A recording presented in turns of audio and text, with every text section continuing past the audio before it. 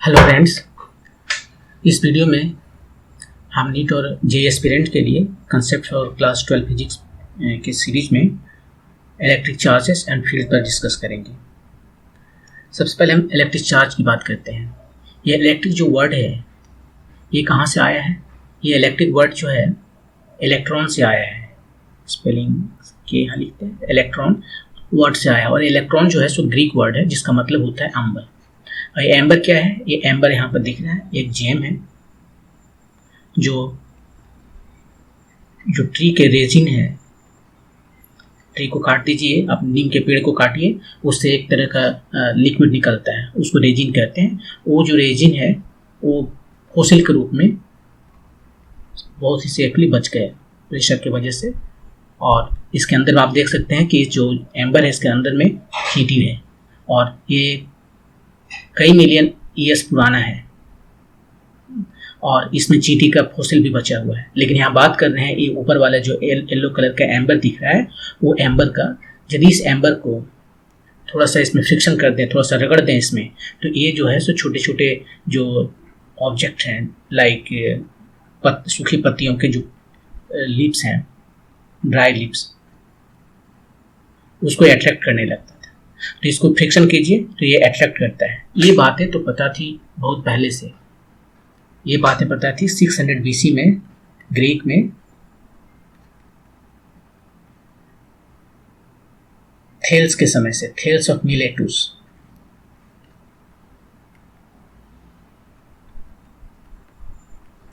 इसके समय से पता था ये। तो यहीं से इलेक्ट्रिसिटी वर्ड का यूज हुआ है। से इलेक्ट्रिसिटी आया, वो वर्ड यहीं से आया, इलेक्ट्रॉन से।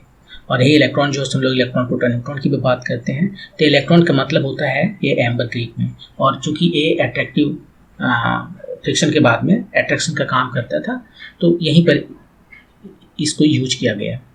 और ये जो थेल्स ऑफ मिलेटुस है ये ग्रीक में, एंशिएंट ग्रीक के 7 में से एक फाउंडिंग फिगर्स थे।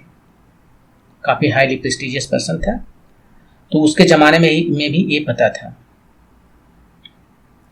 अब हम इस एम्बर की बात को छोड़ दें, यदि हम ग्लास रड भी ले लें या प्लास्टिक रड ले लें और ग्लास रड को यदि हम सिल्क के साथ में रगड़ दें से, तो ये ग्लास रड और सिल्क एक दूसरे को अट्रैक्ट करता है। यदि हमारे पास 2 ग्लास रड है, दोनों को हमने इस तरह से फ्रिक्शन कर दिया है किसके साथ, और सिल्क के साथ या ऊल के साथ, तो क्या करेगा, ये दोनों ग्लास एक दूसरे को देखिए रिपेल कर रहा है। और यदि यहाँ पर हम ग्लास न लेकर प्लास्टिक रड लें और उसे फर के साथ, मान ली बिल्ली के फर या कुत्ते के फर के साथ में है, उसको रगड़ दें, तो और उसके बाद में दूसरा प्लास्टिक रड को यहाँ पर ला कर देखें तो ये भी ये दूसरे को रिपेल करता है। लेकिन ये दोनों को, यदि ग्लास रड और प्लास्टिक रड जिसको चार्ज कर दिया गया है, चार्ज कर दिया गया मतलब कि जब वो एक्शन के लिए रेडी है, उसको रगड़ दिए हैं ऊल के साथ यहाँ पर या यहाँ पर फर के साथ में, तब वो एक्शन के लिए रेडी है। इसको कहते हैं इलेक्ट्रीफाइड होना या चार्ज्ड होना। उसको फ्रिक्शन के बाद में इलेक्ट्रीफाइड या चार्ज्ड होना,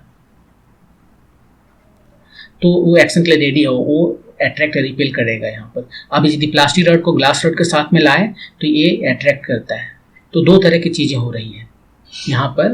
रगड़ने के बाद में जो मटेरियल्स हैं, एक ग्लास रड है, दूसरा प्लास्टिक रड है, और यहाँ पर 2 तरह के फोर्सेस काम कर रहे हैं। एक रिपेल कर रहे हैं, यदि ग्लास रड को ग्लास रड के साथ लाते हैं तो रिपेल करता है, प्लास्टिक रड को प्लास्टिक रड के साथ लाते हैं तो भी रिपेल करता है। लेकिन इन दोनों को, प्लास्टिक रड और ग्लास रड को एक दूसरे के साथ लाते हैं तो अट्रैक्ट करते हैं। तो इससे हम क्या कंक्लूड कर सकते हैं? इससे हम कंक्लूड कर सकते हैं कि इसमें किसी तरह की चीज़ है, रगड़ने के बाद कोई तरह का चीज़ आ गया है और वो चीज़ को हम चार्ज कहते हैं। क्योंकि इसको तो कहते हैं ना कि चार्ज हो गया, जब एक्शन के लिए रेडी है, इलेक्ट्रीफाइड हो गया, तो चार्ज हो गया, तो इसमें चार्ज है इसलिए चार्ज हो गया। तो ये चार्ज है, इसको हम 2 तरह के चार्ज कर सकते हैं। एक तो देखिए पहले यहाँ पर जो प्रॉपर्टी आया है वो आया है कि लाइक जो चार्ज है, इसमें जो चार्ज है वही चार्ज ग्लास रॉड में है, क्योंकि दोनों को वूल से या सिल्क से रगड़ा गया है। और ये जो है सो रिपेल किया यहाँ पर। केवल यही नहीं, यदि प्लास्टिक रड ले लें तो भी वो रिपेल करता है, कुछ भी ले लें, यदि 2 सिमिलर तरह की चीज़ें हैं तो वो रिपेल करते हैं। और ये दोनों का अपोजिट ले लें तो वो अट्रैक्ट करते हैं। अनलाइक चार्जेस जो है वो अट्रैक्ट करते हैं। और जिन चीज से इसको रगड़ा गया, जैसे ग्लास रड को रगड़ा गया है, ग्लास को ऊल से रगड़ा गया, ग्लास और ऊल को साथ मिलाएं, ये ग्लास रहा और ये ऊल रहा, ये दोनों को भी साथ मिलाएं तो एक दूसरे को अट्रैक्ट करते हैं, ये इसको अट्रैक्ट करता है, ये इसको अट्रैक्ट करता है। प्लास्टिक रड को फर के साथ लाएं और फर और प्लास्टिक रड को यहाँ पर रख दें, फर को, तो भी एक दूसरे को अट्रैक्ट करते हैं। लेकिन फर और फर या प्लास्टिक और प्लास्टिक ये दूसरे को रिपेल करते हैं। तो हमें दो तरह की चीजें मिल रहा है, एक रिपेल मिल रहा है, एक अट्रैक्ट मिल रहा है। और हम देख रहे हैं कि यदि लाइक चीजों को साथ में रखते हैं, जैसे कि ग्लास और ग्लास, चार्ज ग्लास और charge glass, charge plastic, charge fur या चार्ज ऊल, तो वो एक दूसरे को रिपेल करते हैं। यहाँ पर ग्लास और प्लास्टिक रॉड को भी एक दूसरे के साथ लाए तो तब वो अट्रैक्ट किए, वरना आपस में वो रिपेल कर रहे हैं। तो कहने का ये मतलब है कि लाइक जो चार्जेस हैं, जैसे जो चार्ज यहाँ है वही चार्ज यहाँ है, जो चार्ज यहाँ है वही चार्ज यहाँ है, तो वो अट्रैक्ट करते हैं, या जो चार्ज फर पे है वही चार्ज दूसरा फर पे है। और अनलाइक चार्जेस जो है से रिपेल करते हैं। इन दो तरह के चार्जेस को हम नाम देते हैं, एक का नाम दे देते हैं पॉजिटिव चार्ज, एक का नाम दे देते हैं नेगेटिव चार्ज। और यहाँ पर ये जो ग्लास है उसने क्या किया है, हमने मान लिया कि उसने कोई पॉजिटिव चार्ज एक्वायर कर लिया है। ये जस्ट ट्रेडिशन है मानने का था, किसी एक को मान लिया कि इसने, ये दोनों जो है सो ऑपोजिट चार्जेस हैं, तो ग्लास रड पर जो चार्ज है उसको हमने माना कि पॉजिटिव चार्ज है, और प्लास्टिक रड पर जो चार्ज आया उसको हमने कहा नेगेटिव चार्ज है। ये पॉजिटिव चार्ज और नेगेटिव चार्ज बाद में हम आपको बताएंगे फिर कि ये पॉजिटिव चार्ज और ये नेगेटिव चार्ज का मतलब इस पर इलेक्ट्रॉन आ गया, और पॉजिटिव चार्ज का मतलब है इससे इलेक्ट्रॉन भाग गया। अब पॉजिटिव चार्ज और नेगेटिव चार्ज की यदि हम बातें करते हैं तो ये कहाँ से आता है, पॉजिटिव चार्ज और नेगेटिव चार्ज। ये पॉजिटिव चार्ज और नेगेटिव चार्ज कहाँ से आता है? हर एक मटेरियल जो है सो आपको पता है कि एटम से बना हुआ है,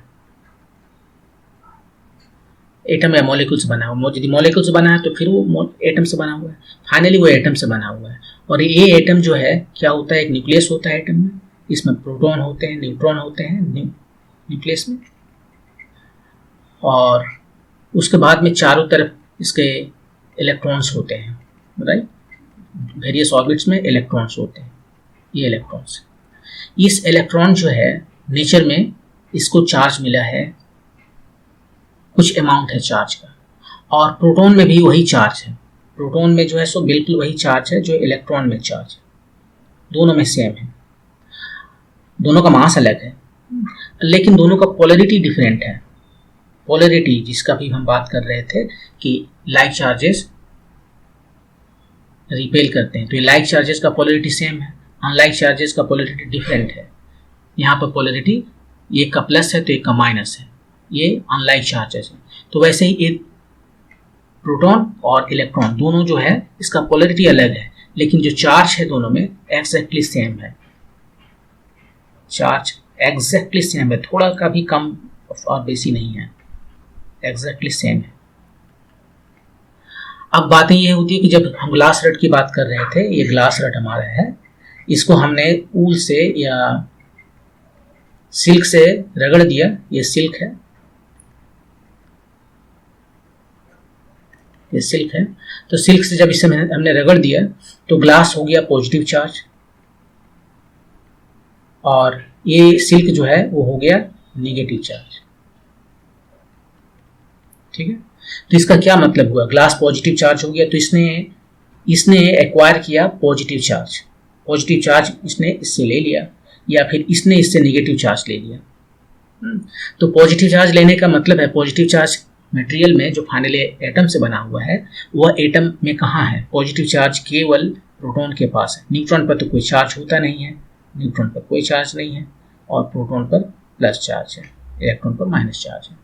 तो इसका एक तरीका ये हो सकता है कि ठीक है इसने इससे कुछ प्रोटॉन ले लिया, या फिर इसने, और दूसरी तरफ सिल्क ने इलेक्ट्रॉन ले लिया। तो हाँ, हम आपको बता देते हैं यहाँ प्रोटॉन को लेना देना उतना आसान काम नहीं है, जो आसान काम है वो इलेक्ट्रॉन, क्योंकि ये दूर में है इससे, और ये जो बॉन्डिंग है, जो फोर्सेस इन दोनों के बीच में है वो रिलेटिवली बहुत बहुत कम है। जो फोर्सेस यहाँ पर न्यूक्लियस के भीतर में है वो बहुत बहुत ज़्यादा है। आप देख सकते हो कि ये प्रोटॉन प्रोटॉन दोनों जो है सो सेम चार्ज है, दोनों पॉजिटिव चार्ज है, तो ये दोनों रिपेल करेगा और इसका डिस्टेंस बहुत कम होता है ये इस डिस्टेंस से।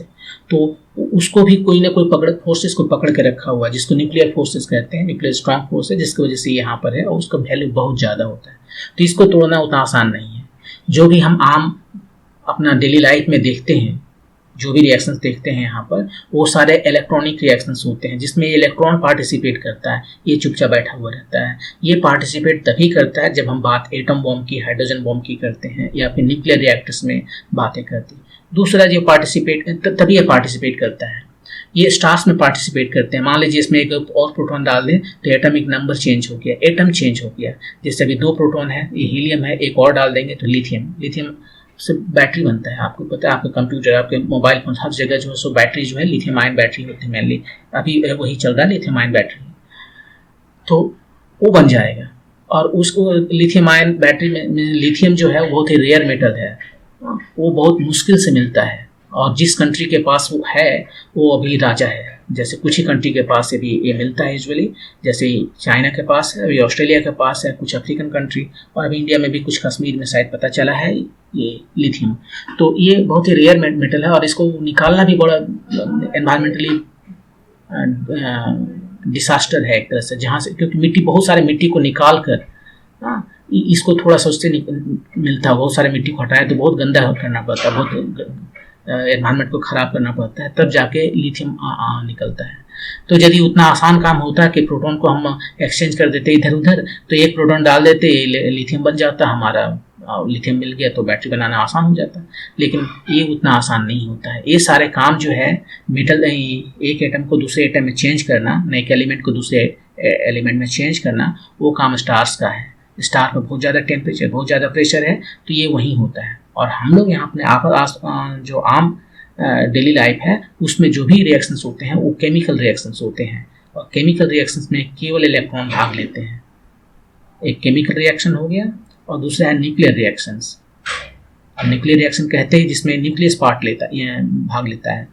तो न्यूक्लियस जब पार्ट लेता है, आप वहीं से समझ में आ गया, या तो न्यूक्लियर रिएक्टर में जहाँ बिजली बनता है वहाँ आप कुछ कर सकते हो, और नहीं तो स्टार्स में मेनली ये होता है। नेचर में जो है स्टार्स है, सुपरनोवा है, वो सारी चीज़ों में ये सारी चीज़ें बनता है। सुपरनोवा जब होता है ये इवेंट, सुपरनोवा इवेंट, तब जो है सो ये सारी चीज़ें एक दूसरे में कन्वर्ट होता है। जैसे कि एक मेटल हैवी मेटल में बन जाता है, गोल्ड बनना है तो सारे गोल्ड मेनली सुपरनोवा में बनते हैं।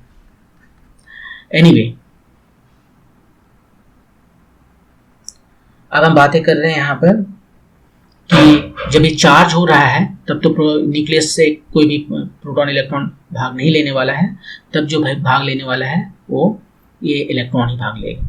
तो क्या करेगा कि इलेक्ट्रॉन जो है वो निगेटिवली चार्ज्ड है और यहाँ पर ये पॉजिटिव चार्ज हो गया, मतलब कि इससे कुछ इलेक्ट्रॉन निकल के इधर चलेगा, इसने कुछ इलेक्ट्रॉन ले लिया। तो इसके पास में आप देखें शुरू में एटम क्या था, न्यूट्रल था, इसके पास 2 प्रोटॉन है तो 2 इलेक्ट्रॉन थे। अब इसने 1 इलेक्ट्रॉन इसको दे दिया तो इसके पास 1 इलेक्ट्रॉन कम हो गया, इसके पास 1 इलेक्ट्रॉन ज़्यादा हो गया। तो 1 इलेक्ट्रॉन ज़्यादा हो गया तो नेगेटिवली चार्ज हो गया। इसके पास मान लीजिए 2 प्रोटॉन था पहले से, और 2 नहीं, इसके पास मान लीजिए पहले कुछ था, n नंबर इलेक्ट्रॉन था और n नंबर का प्रोटॉन था। इसने जो है सो इसको दे दिया 1 ज़्यादा, और इसके पास m नंबर का प्रोटॉन्स और m नंबर का इलेक्ट्रॉन्स था। 1 यहाँ से ट्रांसफर हो गया, तो बाद में ये बन गया हमारा, जिसके पास में m+1 इलेक्ट्रॉन हो गया, और प्रोटॉन कितना है m+, तो इसके पास एक्सेस 1 इलेक्ट्रॉन आ गया, तो इसलिए निगेटिवली चार्ज है। इसके साथ हाल उल्टा होगा, इसके पास शुरू में n इलेक्ट्रॉन और n प्रोटॉन था, 1 इलेक्ट्रॉन जाने के बाद इसके पास बच गया प्रोटॉन, तो सेम का सेम बचा, ये प्रोटॉन में कहीं चेंज नहीं आ रहा, न इसके पास न इसके पास, लेकिन इलेक्ट्रॉन 1 चला गया तो इसके पास 1 इलेक्ट्रॉन कम आ गया। तो अब इसके पास इफेक्टिवली जो है सो 1 प्रोटॉन ज़्यादा है, तो ये पॉजिटिवली चार्ज हो गया। तो जब भी कोई मेटल या जब भी कोई मटेरियल पॉजिटिव चार्ज होता है, इसका मतलब है उसने इलेक्ट्रॉन लूज किया है। और यदि कोई नेगेटिव चार्ज होता है तो उसने इलेक्ट्रॉन गेन किया है। मेटल जो है बहुत आसानी से इलेक्ट्रॉन लूज कर सकते हैं, क्योंकि उसके पास जो है सो एक फ्री इलेक्ट्रॉन, दो फ्री इलेक्ट्रॉन ऐसे होते हैं। और जो नॉन मेटल है लाइक क्लोरीन, इस तरह के जो मेटल हैं वो नॉन मेटल हैं, वो इलेक्ट्रॉन ले सकते हैं इजीली।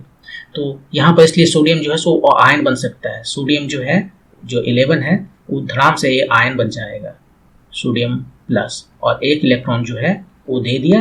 अब वो इलेक्ट्रॉन कोई और ले सकता है, क्लोरीन ले लिया, और क्लोरीन मान लीजिए यहाँ पर जो है उसने धड़ाम से जो है एक इलेक्ट्रॉन को ले लिया इसका, ये वाला यहाँ पर इलेक्ट्रॉन जो आया उसको लेके क्लोरीन आयन बन गया। तो ये पॉजिटिव चार्ज हो जाएगा इलेक्ट्रॉन लूज करने के बाद में, और नेगेटिव चार्ज हो गया इलेक्ट्रॉन गेन करने के बाद में। वही हाल यहाँ पर हो रहा है। अब आती है कि यदि हम ये दोनों को फिर आपस में चार्ज हो जाने के बाद में इसको रब कर दिए, चार्ज हो गया, ये ग्लास रड पॉजिटिवली चार्ज हो गया, नेगेटिवली चार्ज हो गया, आपस में इसको क्लोज में लाएं तो एक दूसरे को अट्रैक्ट कर रहे हैं। यदि इसके साथ में हम कुछ कागज के टुकड़े के लिए आए, ये ग्लास रड है, एक ग्लास रड है, और यहाँ पर हम कागज का टुकड़ा ले आए छोटा छोटा, तो वो इसको अट्रैक्ट करता है अपनी तरफ। अब आप बोलोगे कागज का टुकड़ा तो कोई चार्ज है नहीं, वो तो न्यूट्रल है। हाँ वो न्यूट्रल है, लेकिन फिर इसको क्यों अट्रैक्ट करता है वो आगे बताएंगे। इसमें इंड्यूस करता है ये चार्ज जो है कि यहाँ पर प्लस है तो उसमें माइनस चार्ज इंड्यूस करता है, और उसके बाद में वो अट्रैक्ट करता है। पहले इंड्यूस कर लेगा और उसके बाद अट्रैक्ट करेगा। ये बिल्कुल वैसे ही हुआ जैसे पुराने ज़माने में कहता था कि हम तुमसे नहीं लड़ेंगे क्योंकि तुम निहत्थे हो। तो एक तलवार दूसरे आदमी को जो है, एक आदमी के पास तलवार है ये, और इसके पास तलवार नहीं है, तो बोला हम तुमसे नहीं लड़ेंगे, तो ये एक तलवार इसको दे देता है, ले लो तलवार तुम, अब हम लड़ेंगे। ये बिल्कुल वही करता है। हम बोलते हैं तुझे अटैक नहीं कर सकते क्योंकि तुम न्यूट्रल है, तो लो हमें तुमको कुछ चार्ज दे देते हैं, और उसने इंड्यूस्ड किया चार्ज, और वो भी चार्ज इंड्यूस्ड किया नेगेटिव। बोला अब तुम नेगेटिव है, हम पॉजिटिव हैं, अब हम लो लड़ाई कर सकते हैं। वो अट्रैक्शन हाँ आ गया। ओके, तो अब यदि इन दोनों को साथ में लाया जाए तो क्या होगा? दोनों को साथ में लाइए, ये ग्लास रड और इसको एकदम कांटेक्ट में ले आइए।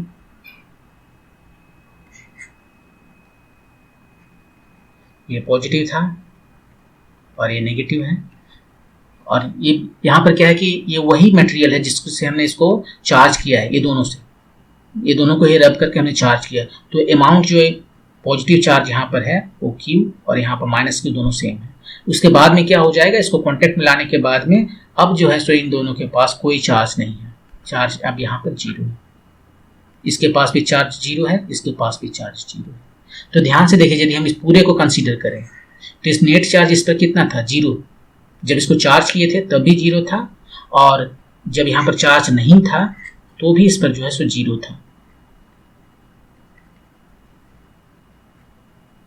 अब यहाँ पर रब कर दिया, इसको चार्ज हो गया, तो नेट जो है सो जीरो है। लेकिन केवल ग्लास पर हम देखें तो पॉजिटिव चार्ज है, केवल ये ऊल पर हम देखें तो ये पॉजिटिव चार्ज है, लेकिन दोनों को एक साथ में देखें तो जीरो चार्ज है। और जब इसको कांटेक्ट में लाते हैं तो जो इसने इलेक्ट्रॉन दिया था इसको, वो वापस आ गया इसमें, और उसके बाद में अब ये न्यूट्रल बन गया, ये भी न्यूट्रल बन गया, ये भी न्यूट्रल बन गया, नेट चार्ज अब भी जीरो है। सो चार्ज जो है वो कंजर्व्ड है, चार्ज जो है सो कंजर्व है, आप उसको डिस्ट्रॉय नहीं कर सकते, उसे क्रिएट नहीं कर सकते, कैन नॉट बी क्रिएटेड और डिस्ट्रॉय। नेट चार्ज की हम बात कर रहे हैं। अब आप यहाँ कह सकते हो कि भाई कैसे नहीं, यहाँ तो कोई चार्ज नहीं था, अभी हम इस क्लास पर देखेंगे तो वो चार्ज है, लेकिन हम नेट चार्ज की बात कर रहे हैं। उसको हम जो है नेट चार्ज को क्रिएट नहीं, कंजर्व्ड है वो, और उसे हम ना क्रिएट कर सकते हैं ना डिस्ट्रॉय कर सकते हैं। फिर आप में से कोई लोग बोल सकते हैं कि रेडियो एक्टिविटी के समय जो रेडियो एक्टिव है, यूरेनियम है 235 या 238, तो वो क्या करता है, मान लेते हैं कि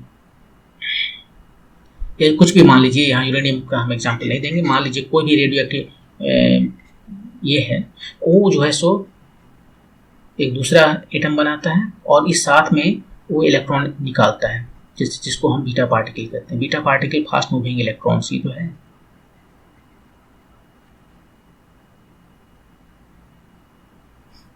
और इसमें मान लीजिए हमारा कुछ भी है, 92 है और ये 91 है,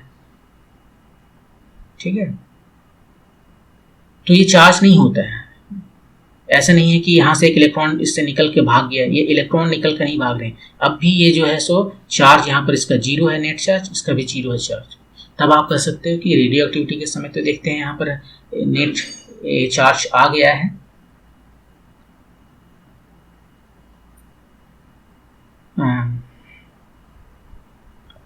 नेट चार्ज यहाँ पर इलेक्ट्रॉन बन गया है, लेकिन नहीं तब भी नहीं बना है। अब यहाँ पर कितना इसके पास प्रोटॉन और इलेक्ट्रॉन था, टोटल चार्ज यहाँ पर क्या था, 0 था।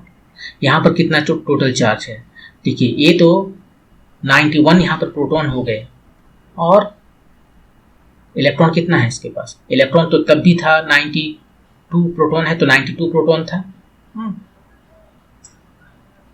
तो 92 से 93 हो गए, मान लीजिए 93 हुए, तो इसमें प्रोटॉन बढ़ गया है और इसको लेके इलेक्ट्रॉन भी हो गया 93। तो यहाँ पर 92 प्रोटॉन, यहाँ पर 92 प्रोटॉन और कुछ इलेक्ट्रॉन्स हैं, कुछ न्यूट्रॉन्स हैं। यहाँ पर 93 प्रोटॉन, लेकिन इलेक्ट्रॉन कितना है, 92 इलेक्ट्रॉन्स हैं।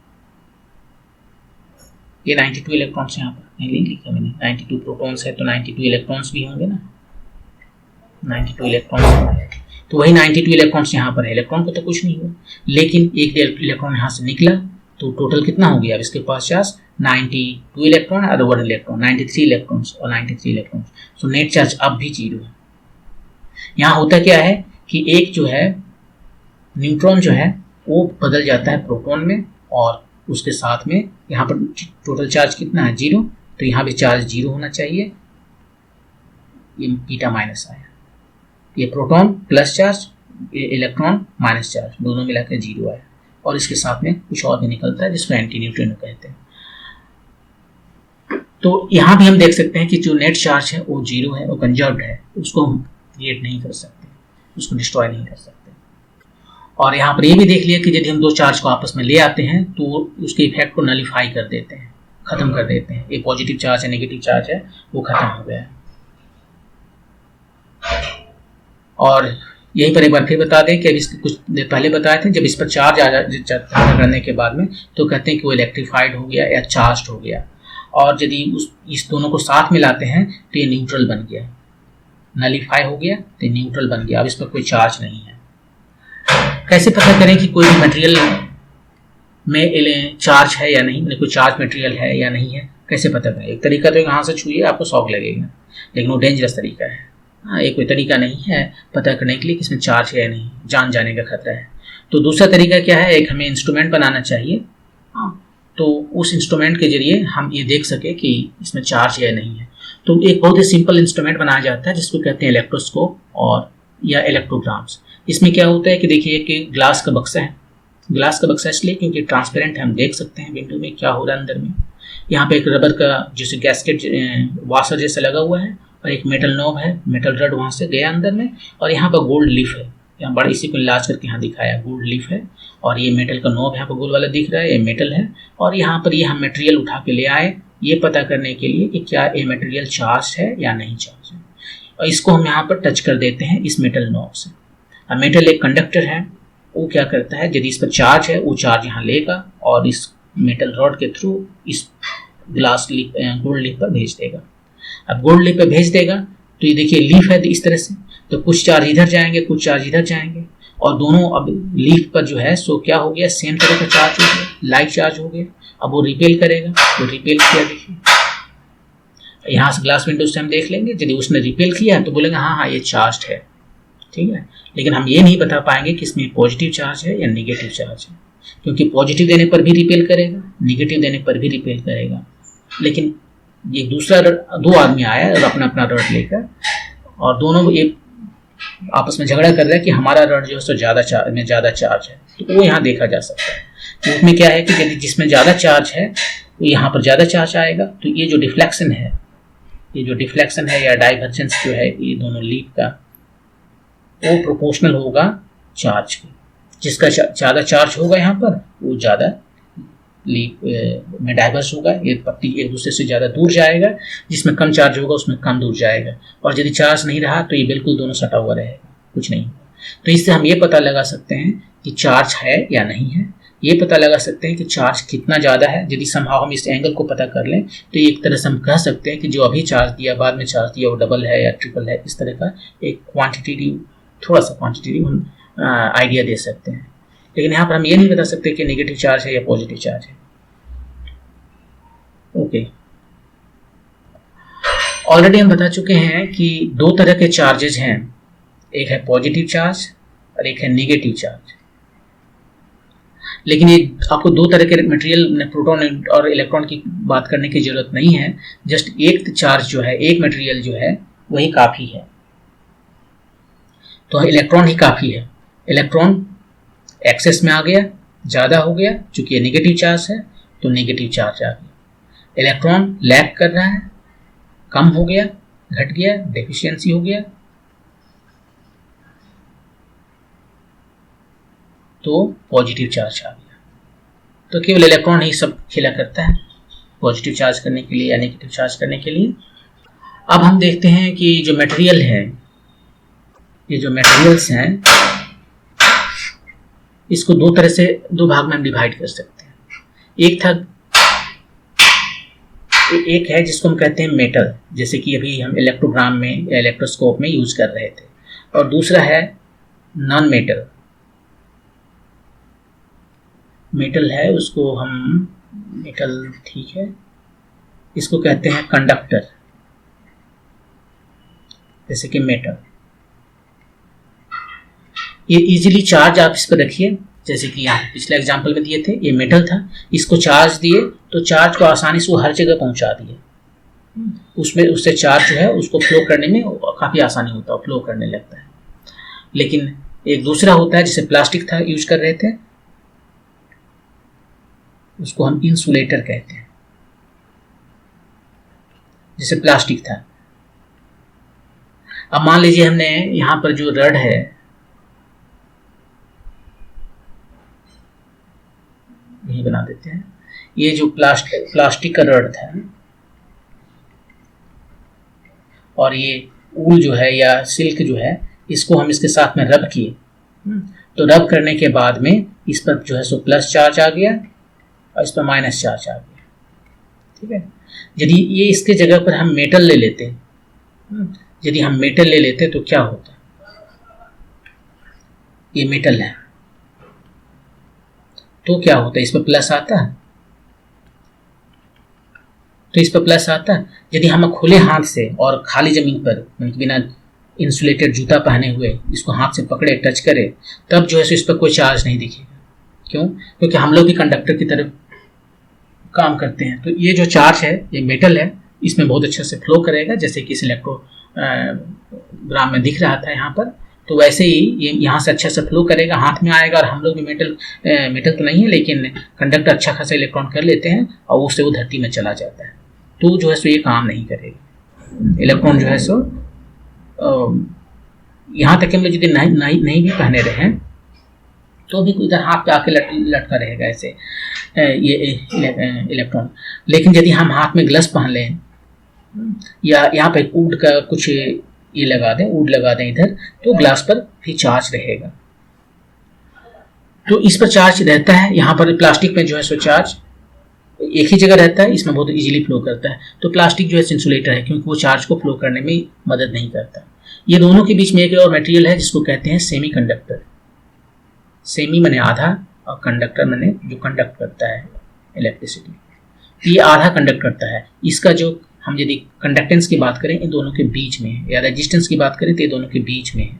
तो ये बहुत इजीली कंडक्ट करता है। ये कंडक्ट करता है लेकिन बहुत थोड़ा, ये बिल्कुल नहीं कंडक्ट करता।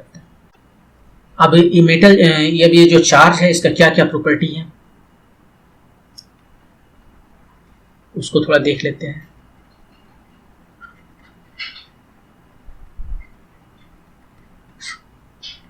पहला प्रॉपर्टी ये है कि ये कंजर्व्ड है।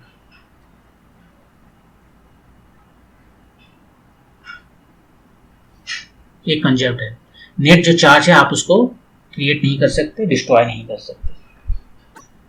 आप बोलोगे यदि एक प्लस चार्ज को हम एक माइनस चार्ज के साथ में ले गए तो उसके बाद में जो है दोनों कांटेक्ट में आया यहाँ पर, प्लस माइनस, और अब हमें जो मिला ये न्यूट्रल, ओ भी न्यूट्रल, दोनों न्यूट्रल, न इस पर कोई चार्ज है न इस पर चार्ज है। तो मैंने तो डिस्ट्रॉय कर दिया, यहाँ तो चार्ज था नहीं, यहाँ पर वही पहले भी बता चुके हैं कि यहाँ पर नेट चार्ज जो है वो यहाँ भी जीरो था, नेट चार्ज यहाँ भी जीरो था, नेट चार्ज यहाँ पर भी है, तो आप उसे क्रिएट नहीं किए थे, डिस्ट्रॉय नहीं कर सकते, ये कंजर्व रहता है। दूसरा जो प्रॉपर्टी है इसका वो है additive property, additivity of charges जो है,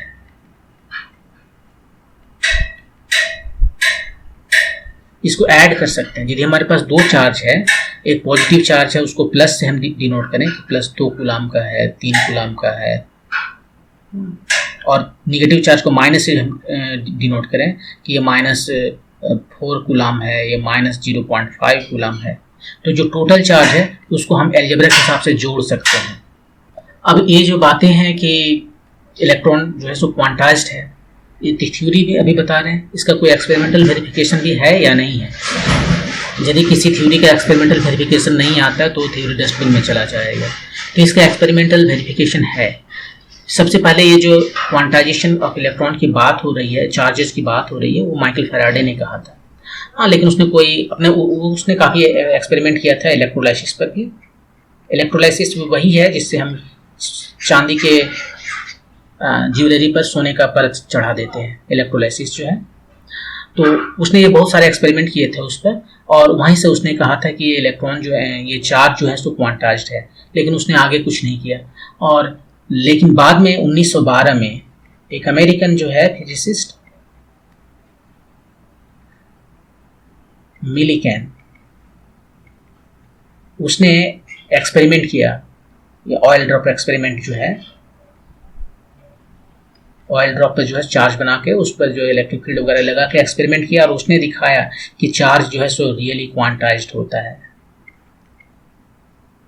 क्वांटाइज। इसके लिए उसे नोबेल प्राइज भी मिला था। और उसने E/m का वैल्यू निकाला था, इलेक्ट्रॉन का चार्ज और उसका मास का रेशियो, ये वैल्यू भी उसने निकाला था एक्सपेरिमेंट करके, इसके लिए उसे नोबेल प्राइज भी मिला था। तो इसका एक्सपेरिमेंटल वेरिफिकेशन है, ये केवल थ्योरी की बातें नहीं है।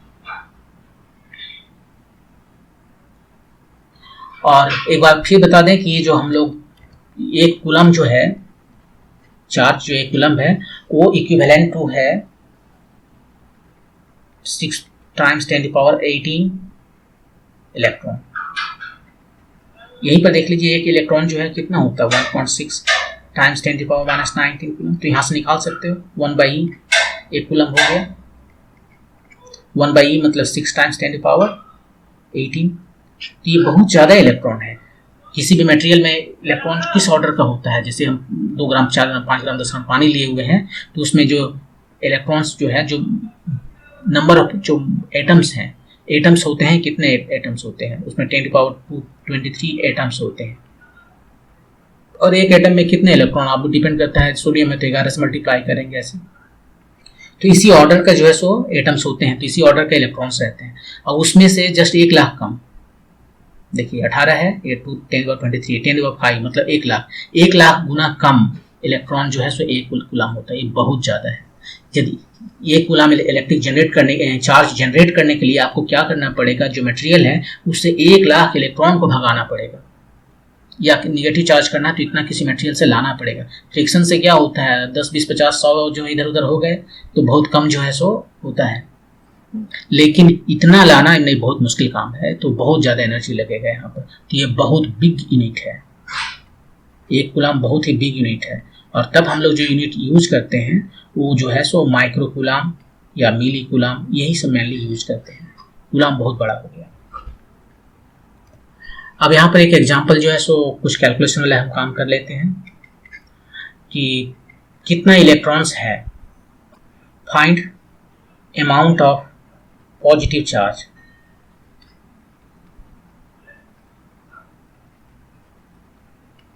इन 250 मिलीलीटर वाटर। एक ग्लास वाटर है, लगभग 250 ml होगा, उसमें कितना इलेक्ट्रॉन्स, कितना चार्ज है, पॉजिटिव चार्ज है। देखिए पानी न्यूट्रल है, जितना पॉजिटिव चार्ज है उतना ही नेगेटिव चार्ज होगा, तो हमें केवल पॉजिटिव चार्ज बता दीजिए कि कितना है। तो इसको निकालने के लिए क्या करेंगे, सबसे पहले हम निकालेंगे कि 250 ml जो वाटर है वो कितना है, 250 ml जो वाटर है ग्राम में, वो 250 ग्राम होगा, क्योंकि इसका डेंसिटी कितना होता है, 1 किलोग्राम पर लीटर, 1 किलोग्राम पर लीटर।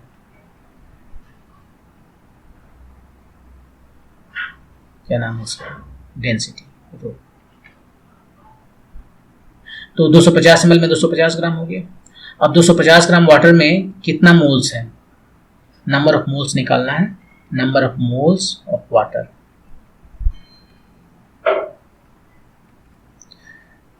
तो 250 ग्राम है, वाटर का मोलिकुलर वेट कितना होता है, H2, 2 ठो H के लिए 2, H2 के लिए 2 ठो हाइड्रोजन के लिए 2 और ऑक्सीजन के लिए 16, 2 18 ग्राम। ग्राम में लिखना है, ग्राम में, ये भी ग्राम में है, तो आगे इतना आपके पास 250/18 ग्राम, ग्राम बोलते हैं, नंबर ऑफ मोल्स। एक मोल में कितना एटम्स होते हैं या मॉलिक्यूल्स होते हैं, नंबर ऑफ H2O मॉलिक्यूल्स। एक मोल में Na number, Avogadro number times number of moles, यहाँ पर 250/18।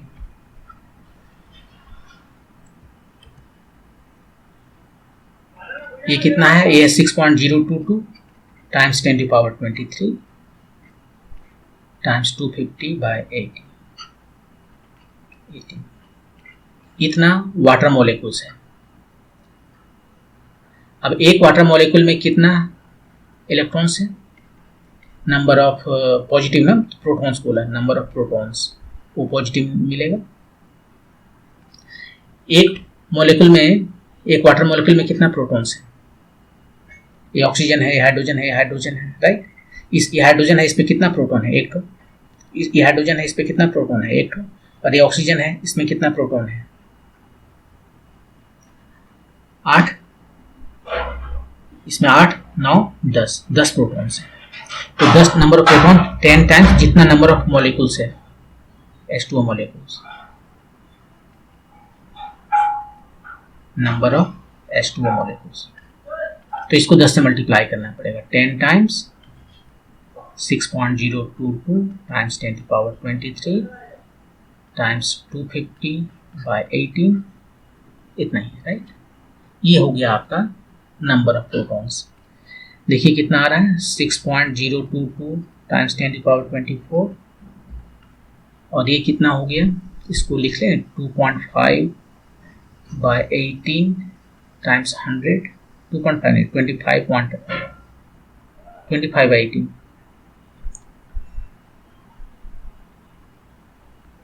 25/18 और 10 इधर रख दिया, तो ये हो गया 10⁻25, 6.022 टाइम्स 10⁻25, और ये कितना हो गया, 18 से 18 7 70 18 54 72, ऑलमोस्ट 14, 84 लगभग, समथिंग लाइक 8 टाइम्स 10⁻24। इतना जो है, सो इसमें प्रोटॉन्स हैं, इतना प्रोटॉन्स हैं। तो चार्ज कितना हुआ, पॉजिटिव चार्ज, एक प्रोटॉन का चार्ज कितना है, जितना इलेक्ट्रॉन का चार्ज है, और इलेक्ट्रॉन का चार्ज है 1.6 टाइम्स 10⁻⁻19 कूलम। उतना ही इस पर भी चार्ज है, प्रोटॉन पर भी चार्ज है, प्लस चार्ज है, 10⁻, कितना हुआ, 1925 6, मतलब 1.28 10⁻7 कूलम।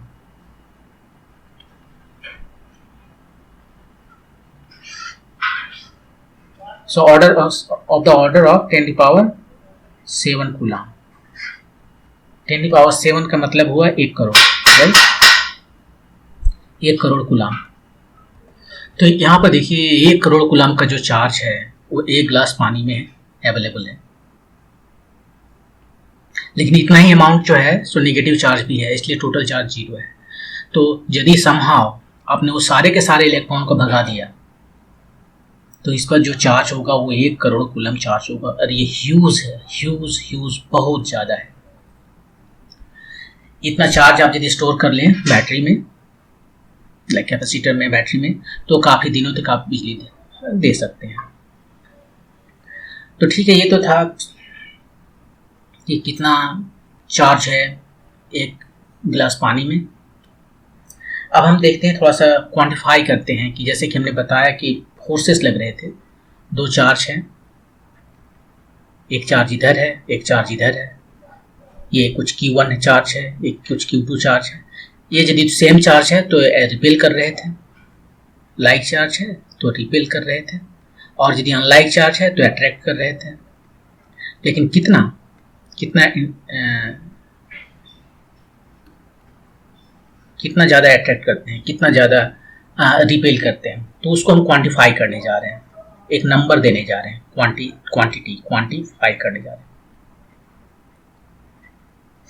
ये दोनों के जो पिच फोर्स है वो पहले कैसे डिपेंड करता है कि एक चार्ज हमारे पास Q1 है, दूसरा चार्ज Q2 है। इसको यदि हमने डबल कर दिया तो क्या फोर्स डबल होगा, इसको हाफ कर दिया तो क्या फोर्स हाफ होगा।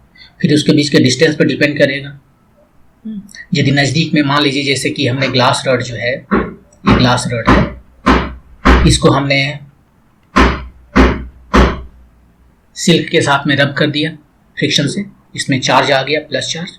अब यहाँ पर छोटे छोटे कागज का टुकड़ा हम ले आए तो उसे अट्रैक्ट कर लेता है, ठीक है। अब कागज इस रॉड को हम कागज के टुकड़े से बहुत दूर ले जाएं, बहुत दूर ले जाएं, क्या ये तब भी से अट्रैक्ट करेगा? नहीं करेगा। इसका मतलब है कि आर बढ़ेगा तो ये जो फोर्स है वो घटेगा, आर बढ़ेगा फोर्स घटेगा। इतना पता है यहाँ पर कि आर हम बढ़ाते हैं तो फोर्स जो है वो घट जाता है। और यदि ये हम ज़्यादा रब कर दें, ज़्यादा चार्ज आ जाए और डिस्टेंस वही सेम ही रखें, तो पाएंगे कि ये बहुत इजीली बहुत ज़्यादा कागज़ के टुकड़े को अपनी ओर अट्रैक्ट करता है। इसका मतलब है कि Q यदि हम बढ़ाएंगे तो फोर्स भी बढ़ेगा।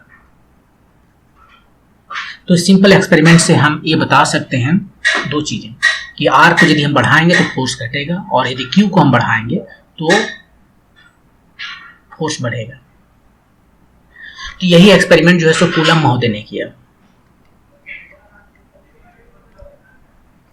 कूलम जो है उसने यही एक्सपेरिमेंट किया और एक लॉ दिया, ये दोनों के बीच में जो फोर्स है ये बिल्कुल वैसा ही है जैसे ग्रेविटेशन में होता है। ग्रेविटेशन में जो है दो ठो मास रहता है, m1 m2, यहाँ पर दो चार्ज है, उसके बीच में जो फोर्स होते हैं वो क्या होते हैं? प्रोपोर्शनल होते हैं, ये दोनों के मास के प्रोडक्ट के, और दोनों के बीच का जो डिस्टेंस है उसके स्क्वायर के इनवर्सली प्रोपोर्शनल होता है। यहाँ पर भी बिल्कुल वैसे ही होता है। तो उसने क्या किया कि उस वक्त समय में तो चार्ज नापने के लिए कुछ था नहीं, शुरुआत का समय है, स्टार्टिंग है, तो चार्ज नापने का नहीं है, लेकिन उसने एक जो है कोई दो क्यों बहुत सारा उसने जो है आइडेंटिकल ऑब्जेक्ट ले लिया। आइडेंटिकल ऑब्जेक्ट्स है, मान लीजिए उसने स्फीयर लिया तो सब एक सेम रेडियस का स्फीयर है। ग्लास रॉड लिया तो सेम लेंथ का और सेम रेडियस का जो है ग्लास रॉड भी ले लिया, और उसके बाद में एक को उसने क्या किया, एक को जो है सो रब किया, तो इस पर कुछ चार्ज आ गए,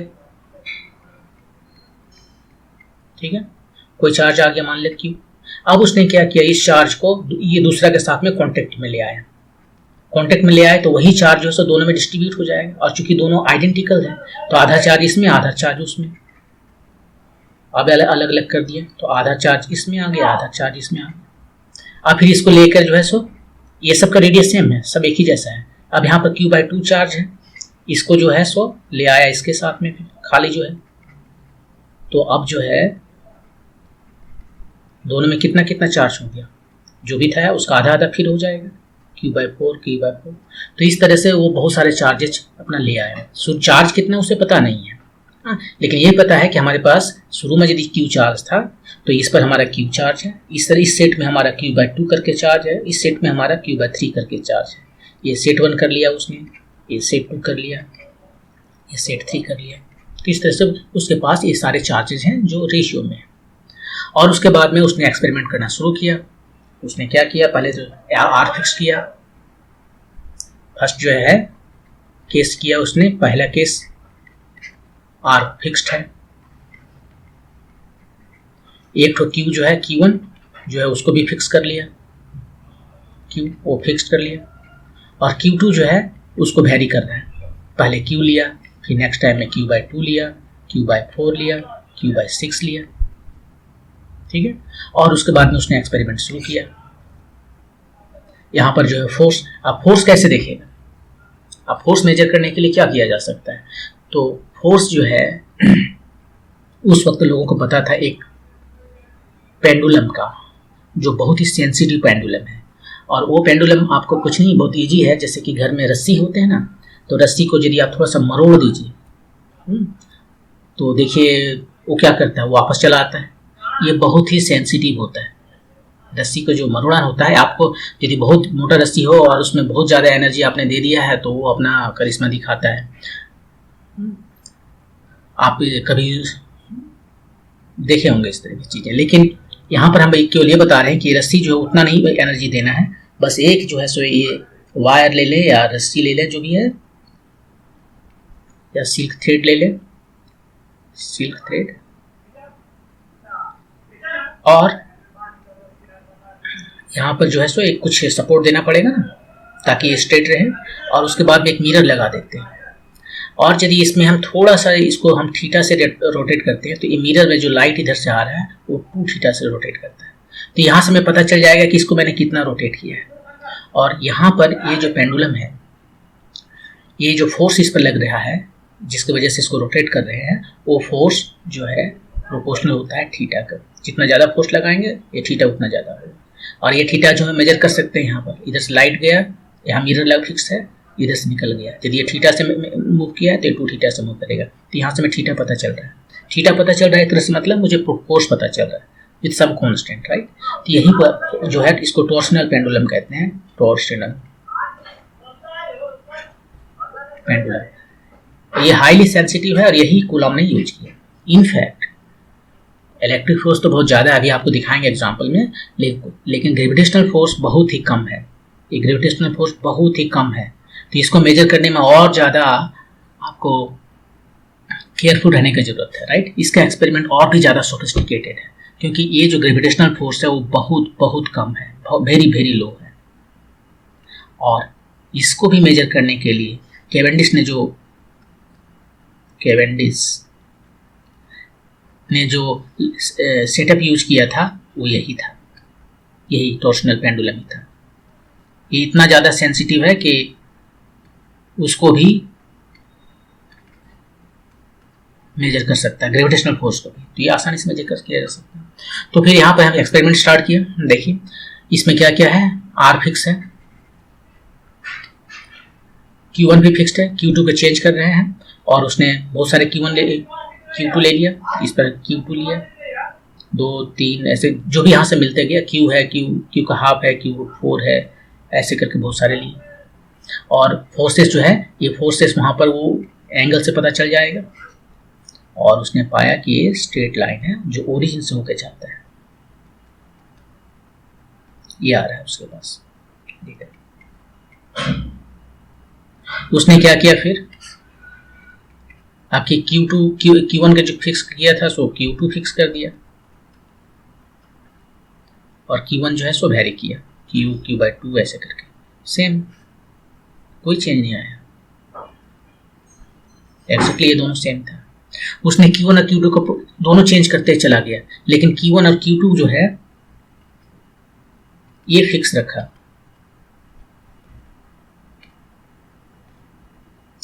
तो उसका जो एक्सपेरिमेंट आया Q1 Q2 फिक्स है, तो क्या चेंज करना पड़ेगा, उसके बाद में Q1 Q2 फिक्स रखा, और वो Q1 Q2 यहाँ पर ले गया, फिक्स नहीं रखा, इसको वेरी किया, Q1 Q2 जो भी है होना तो होने देते हैं, इसको वेरी कर रहे हैं Q1 Q2, तो ये जो है ये भी स्ट्रेट लाइन आया। अब उसने Q1 Q2 को फिक्स रखा और डिस्टेंस चेंज करना शुरू किया, Q1 Q2 जो है सो फिक्स्ड है, और R जो है इधर R लिया, और इधर जो फोर्स है, फोर्स मतलब डिस्प्लेसमेंट जहाँ देख रहा है एक्चुअली, और उसके बाद में देखा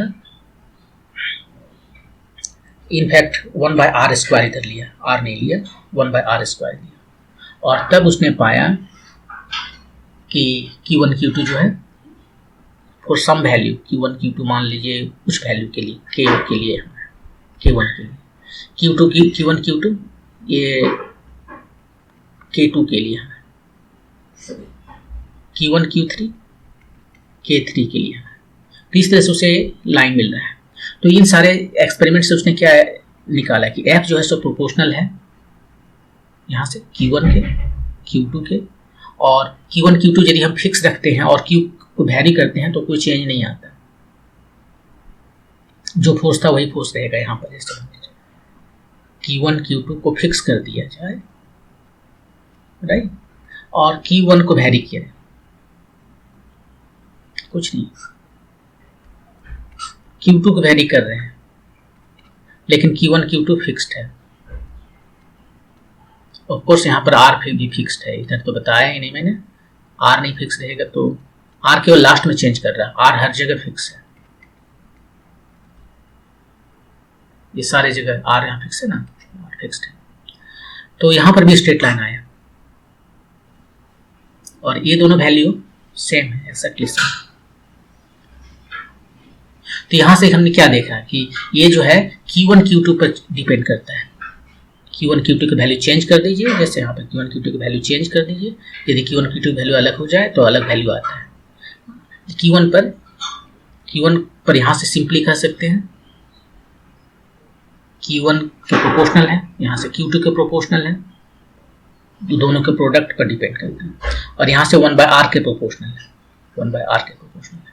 तो F प्रोपोर्शनल हो गया Q1 Q2 product of charges divided by R square, या फिर यहाँ से प्रोपोर्शनली कांस्टेंट हटाएंगे कोई कांस्टेंट आएगा Q1 Q2 bye R square. ये है कूलम्ब्स लॉ, ये बिल्कुल वैसा ही है जैसा ग्रेविटेशन में होता है, यही लिख देते हैं।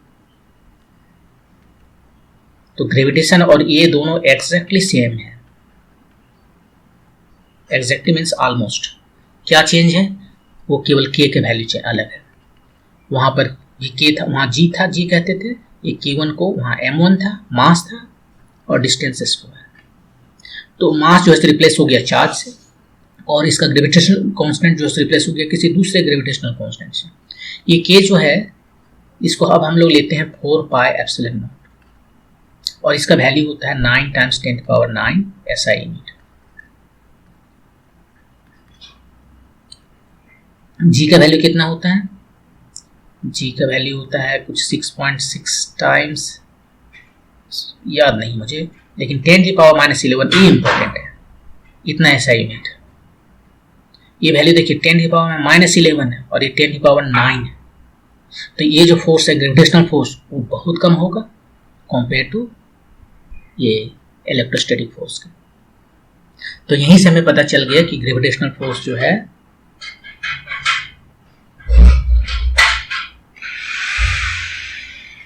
वे स्मॉलर देन इलेक्ट्रोस्टैटिक फोर्स जो है।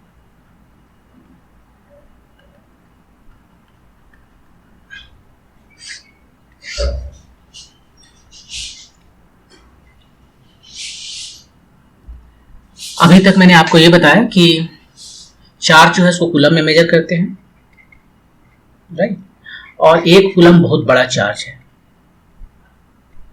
Very big charge, huge charge है, लेकिन कितना ह्यूज है वो आपको यहाँ से पता चलेगा। अभी जो है ये कूलम्स लॉ लगाएंगे और तब आपको दिखाएंगे कि एक कूलम जो है कितना बड़ा चार्ज होता है। एक्चुअली यहाँ से हम कूलम को डिफाइन भी कर सकते हैं। तो देखिए F = 9 × 10⁹, ये k का वैल्यू हुआ, या 1/4πε0 का वैल्यू हुआ, Q1 × Q2 बाय R²। दोनों हम एक एक कूलम चार्ज ले लेंगे, Q1 को और Q2 को सेम ले लें और दोनों मान लीजिए एक कूलम चार्ज, तो फोर्स कितना लगेगा, डिस्टेंस भी उसके बीच का हम 1 मीटर ले लेते हैं, सब यूनिट 1 1 1, तो फोर्स जो लगेगा वो 10⁵ × 1 न्यूटन। अब ये फोर्स कितना बड़ा है इसका एक आइडिया देते हैं। हमारा जो वेट है, मान लीजिए आपका वेट 60 kg है, तो 60 kg है टाइम्स g, ये वेट है आपका, g से मल्टीप्लाई करना पड़ेगा एक्सेलरेशन ड्यू टू ग्रेविटी से, और इसको ऑलमोस्ट 10 ले लेते हैं, तो 600 न्यूटन। तो आपका वेट जो है वो 600 न्यूटन है। यहाँ पर कितना है, 9 × 10⁹, तो यह फोर्स उस आदमी के उस ऑब्जेक्ट के वेट के बराबर है जिसका मास है 1/10 हटा देना है, 9 है, ऑलमोस्ट 10 कर देते हैं, राइट, या 9 × 10⁸ kg का जो मास है, जस्ट मास ले लेते हैं, 9 × 8⁸ kg का जो मास है, 10⁸ मतलब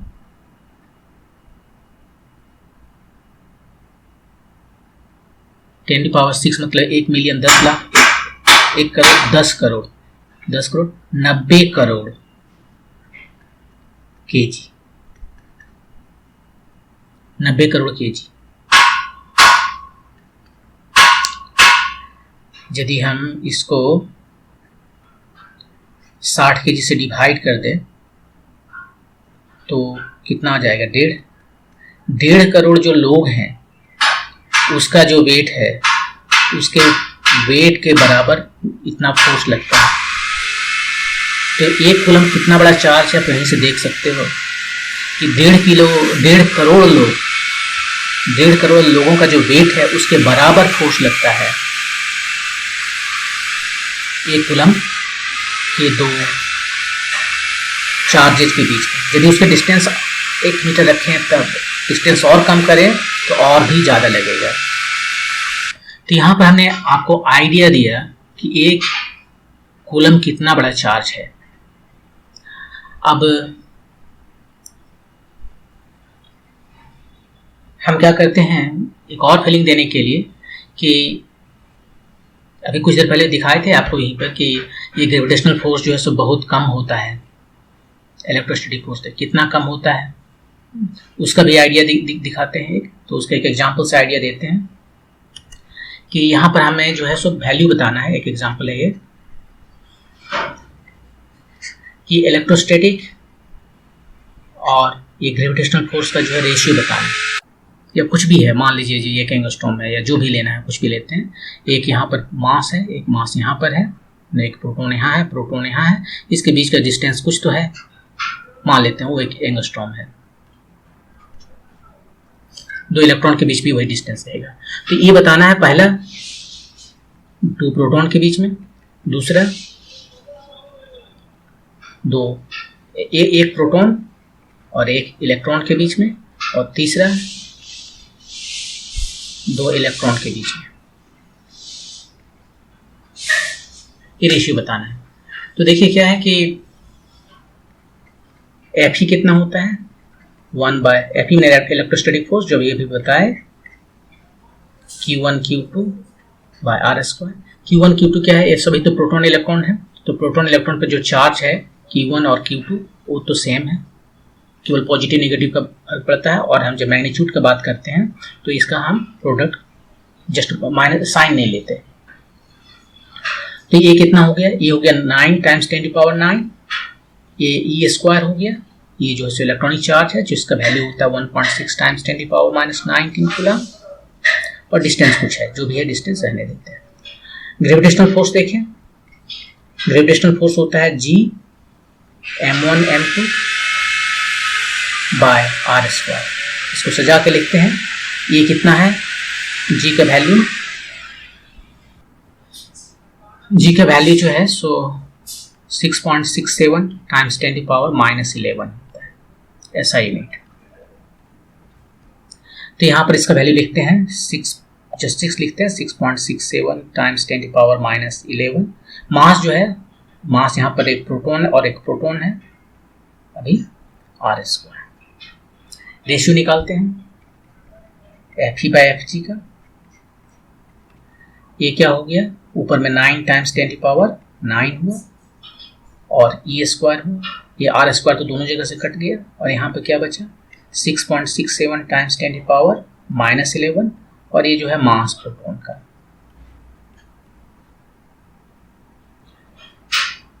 E का भी वैल्यू रख ही देते हैं, 9 × 10⁻⁹, ये है 1.6 × 10⁻⁻19, इसका स्क्वायर करना पड़ेगा, और इधर है 6.67 × 10⁻⁻11। और ये प्रोटॉन का मास कितना है, प्रोटॉन का मास जो है तो 1.67 × 10⁻⁻27 kg। तो उससे जो है मल्टीप्लाई करेंगे, स्क्वायर कर दिए। अब हम केवल इसका ऑर्डर देखेंगे, पूरा एग्जैक्ट वैल्यू में मुझे इंटरेस्ट नहीं है। ये कितना हो गया, 9 टाइम्स 2.56, 6.67, और इधर है ये भी 1.6 ही है, तो 2.56, इधर 10 की पावर 9, 10 की पावर -38, नीचे में 10 की पावर -11 एंड 10 की पावर -54। ये कट गया और ये कुछ 1.3 या 4 कुछ ऐसे होगा, हमें इससे मतलब नहीं है। जस्ट ये देख रहे हैं कि 1 और 10 के बीच में है ना, जो हमें देखना है वो है 1 10 का पावर, ये जस्ट 1 और 10 के बीच में होना चाहिए।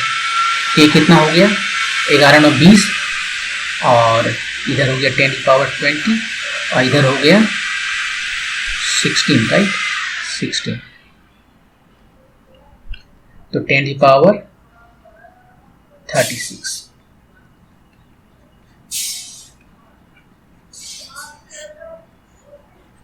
ये है प्रोटॉन प्रोटॉन के बीच में जो फोर्सेस लग रहे हैं, electrostatic force to the gravitational force. तो देखिए इलेक्ट्रोस्टैटिक फोर्स कितना ज़्यादा है, 10 टू द पावर 36 टाइम ज़्यादा है इलेक्ट्रोस्टैटिक फोर्स का।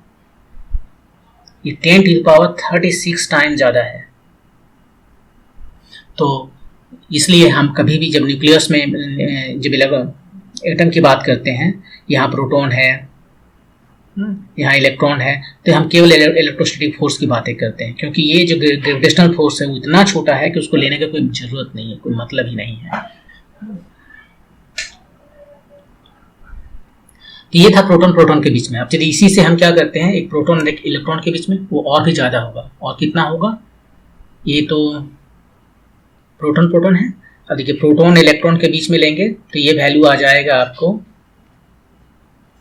क्या करना है, यहाँ पर 2 प्रोटॉन था 10 की पावर -27, एक इलेक्ट्रॉन करना है। इलेक्ट्रॉन का मास जो है वो कितना होता है, प्रोटॉन के मास से कम होता है ना, तो यहाँ जो प्रोटॉन का मास लिखे थे उससे कम करना पड़ेगा। कितना कम करना पड़ेगा, 1840 टाइम्स कम करना पड़ेगा। एक इलेक्ट्रॉन का मास प्रोटॉन के मास का 1840 टाइम होता है, कम होता है। तो इसको मल्टीप्लाई कीजिए, लगभग 2 से कितना, 3 से मल्टीप्लाई हो गया, 1.8 टाइम्स 3 10 की पावर 3, 1.840 टाइम्स 10 की पावर 3, ऊपर चला गया। मैन इसमें हम इंटरेस्टेड नहीं है, हम इस केवल 10 का पावर में इंटरेस्टेड है। तो ये कितना आया, 10 की पावर 39 प्रोटॉन और इलेक्ट्रॉन के बीच में। देखिए 3 बढ़ गया, यहाँ पर 10 की पावर 6 था, यहाँ पर आया 10 की पावर 9। और यदि हम फिर बात करें 2 इलेक्ट्रॉन के बीच में, तो फिर वही 2000 जो ऊपर में मल्टीप्लाई करना पड़ेगा, 3 जीरो से मल्टीप्लाई करना पड़ेगा। तो 10 की पावर 39 टाइम्स 3 तो जीरो से मल्टीप्लाई करना पड़ेगा। तो ये इलेक्ट्रॉन के बीच का होगा। तो इलेक्ट्रॉन और इलेक्ट्रॉन के बीच में जो इलेक्ट्रोस्टैटिक फोर्स लग रहा है वो ऑर्डर है 10 की पावर 42 का, 3 ज़्यादा है। तो प्रोटॉन प्रोटॉन का 10 की पावर 36,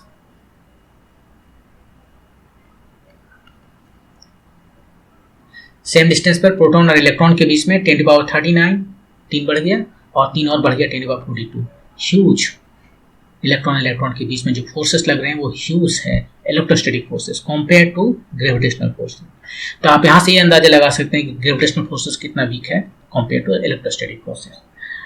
तो ये था एक आइडिया कि कितना फोर्सेस जो है जो इलेक्ट्रोस्टैटिक फोर्सेस स्ट्रॉन्ग है कंपेयर टू ग्रेविटेशनल फोर्सेस। अब हम कूलम्स लॉ को लिखते हैं वेक्टर फॉर्म में। तो कूलम्स लॉ को वेक्टर फॉर्म में लिखते हैं, में डायरेक्शन भी इंक्लूड कर देंगे, क्योंकि यहाँ पर फोर्स दिखाया जाता है, फोर्स इक्वल टू 1/4πε0।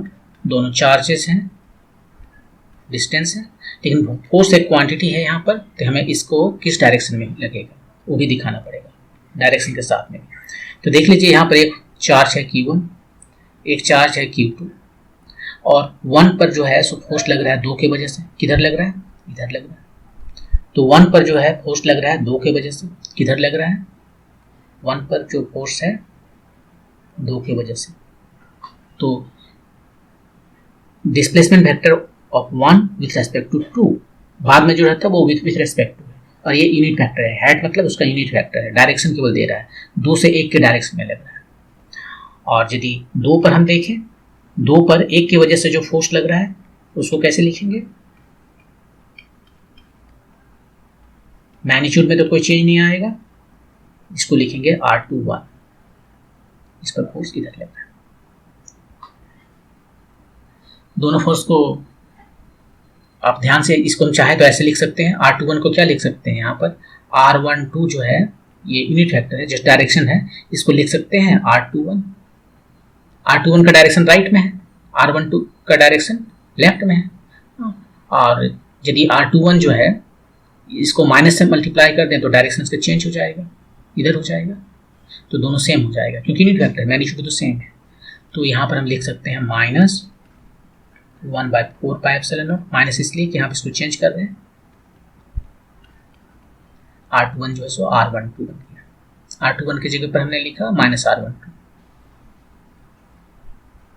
ये वाला जो है बिल्कुल वही है जो शुरू में था, 12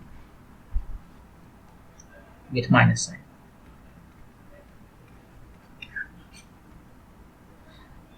कुछ नहीं समझ में आ रहा है क्या बता रहा है? F21 force equal to -F12, ये एक्शन है, ये रिएक्शन है, ये एक्शन हुआ और ये रिएक्शन हुआ। Action force is equal to reaction force, in same magnitude opposite directions. ये है Newton's third law of motion.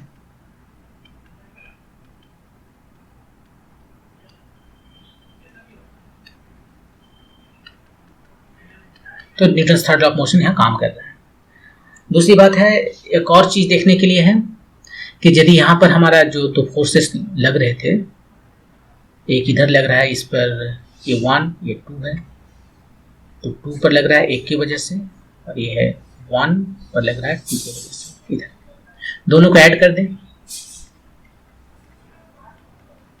तो अभी तो देखे थे कि दोनों जो है सो क्या है, एग्जैक्टली सेम है लेकिन ऑपोजिट साइन में है, और दोनों का मैग्नीट्यूड सेम है तो 0 हो गया।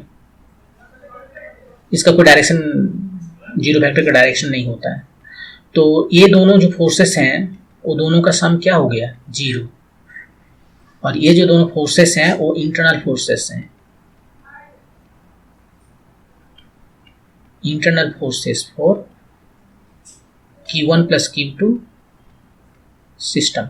Q1 और Q2 को यदि हम एक सिस्टम मान लें एक साथ में, ये Q1 चार्ज है, ये Q2 चार्ज है, ये हमारा सिस्टम हो गया अभी।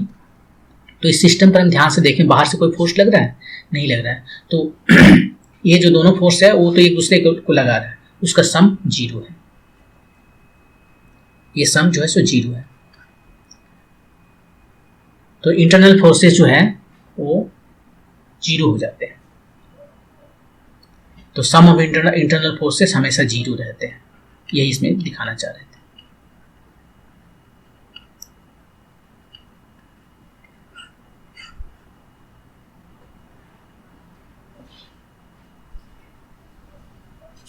अब यहाँ पर एक और बात नोट करने का ये है कि ये जो फोर्स हम देख रहे हैं वो प्रोपोर्शनल है 1/r² के, इलेक्ट्रोस्टैटिक फोर्स। ग्रेविटेशनल फोर्स की बातें करें तो वो भी प्रोपोर्शनल है 1/r²। ये है पॉजिटिव और नेगेटिव, रिपल्सिव और अट्रैक्टिव दोनों होते हैं। ये रिपल्सिव होते हैं, अट्रैक्टिव होते हैं। ये रिपल्सिव होते हैं,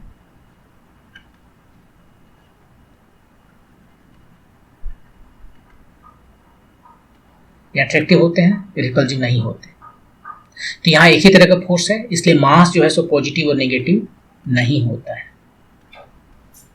मास जस्ट मास होता है, क्योंकि यहाँ फोर्स एक ही तरह का है। लेकिन यहाँ पर ये रिपल्सिव और अट्रैक्टिव है, इसलिए ये जो चार्ज है वो पॉजिटिव और नेगेटिव होता है।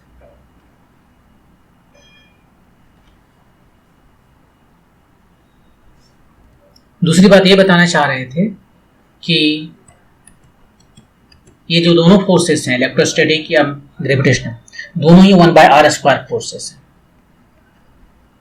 इसको सेंट्रल फोर्स कहते हैं,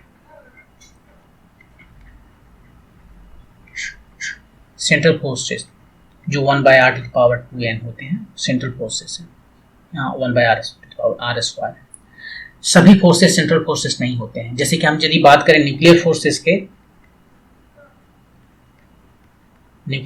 के, देखिए ये न्यूक्लियस है, इसमें प्रोटॉन है, न्यूट्रॉन है, ठीक है।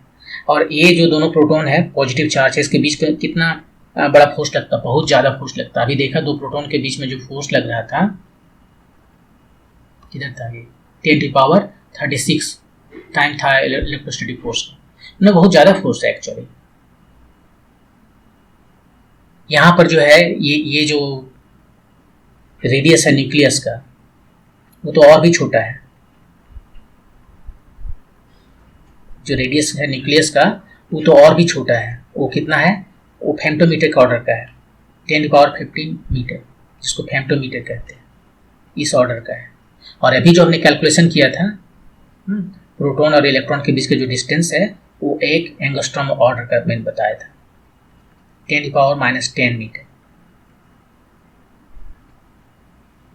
यहाँ पर 10⁻15 मीटर, और भी 1 लाख गुना कम हो गया डिस्टेंस, मतलब फोर्स और भी ज़्यादा होगा। फिर भी ये न्यूक्लियस में बैठे हुए हैं, कोई तो इसे रोक कर रखा होगा, नहीं तो एक दूसरे को फ्लाई ऑफ कर जाते ना, एक दूसरे को रिपेल कर रहे हैं, भाग जाना चाहिए था। तो वो फोर्सेस जो हैं सो न्यूक्लियर फोर्सेस हैं। वो काफ़ी न्यूक्लियर फोर्सेस जो हैं बहुत ही स्ट्रांग होते हैं, वेरी वेरी स्ट्रांग, लेकिन but very short range.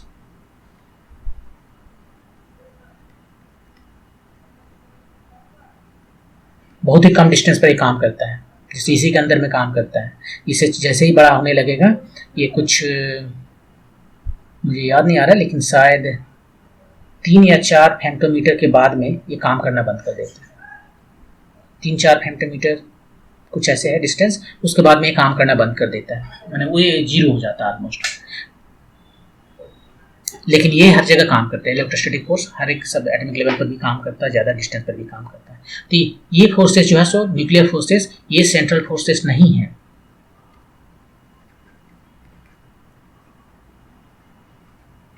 Not central force, ये अलग तरह का फोर्सेस है जो बहुत ही स्ट्रांग है, शॉर्ट रेंज है, लेकिन 1/r² जैसा नहीं चलता है। अब एक एग्जांपल आप ये देख लीजिए कि मान लीजिए आपके पास एक चार्ज है और दूसरा चार्ज है,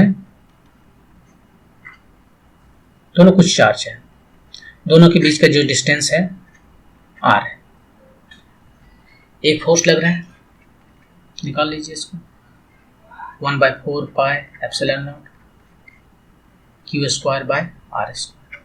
अब हमने क्या किया, ये दोनों को कांटेक्ट में ले आया एक दूसरे के साथ में। ये अनचार्ज है, इसके साथ में कांटेक्ट में लाया, ये अनचार्ज है, इस पर कोई चार्ज नहीं है। तो क्या हो गया, अब इस पर जो चार्ज है बढ़ गया, राइट, q/2 यहाँ भी q/2 और अब जो है सो ये q/2 है। अब डिस्टेंस भी हमने कम कर दिया, क्योंकि चार्ज कम हो गया तो डिस्टेंस भी कम कर दिया, डिस्टेंस हमने आधा कर दिया, पहले जो भी था उससे आधा कर दिया। अब जो फोर्स लग रहा है वो कितना लगेगा, चार्ज कितना है q/2 टाइम्स q/2, डिस्टेंस कितना है r/2 का स्क्वायर। ये दोनों खत्म हो गया और ये आया एग्जैक्टली सेम जो पहले था।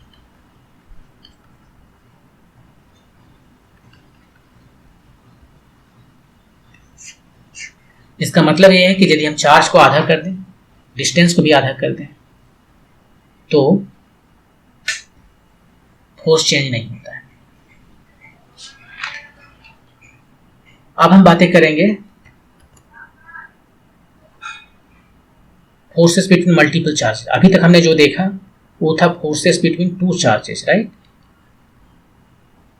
Multiple charges.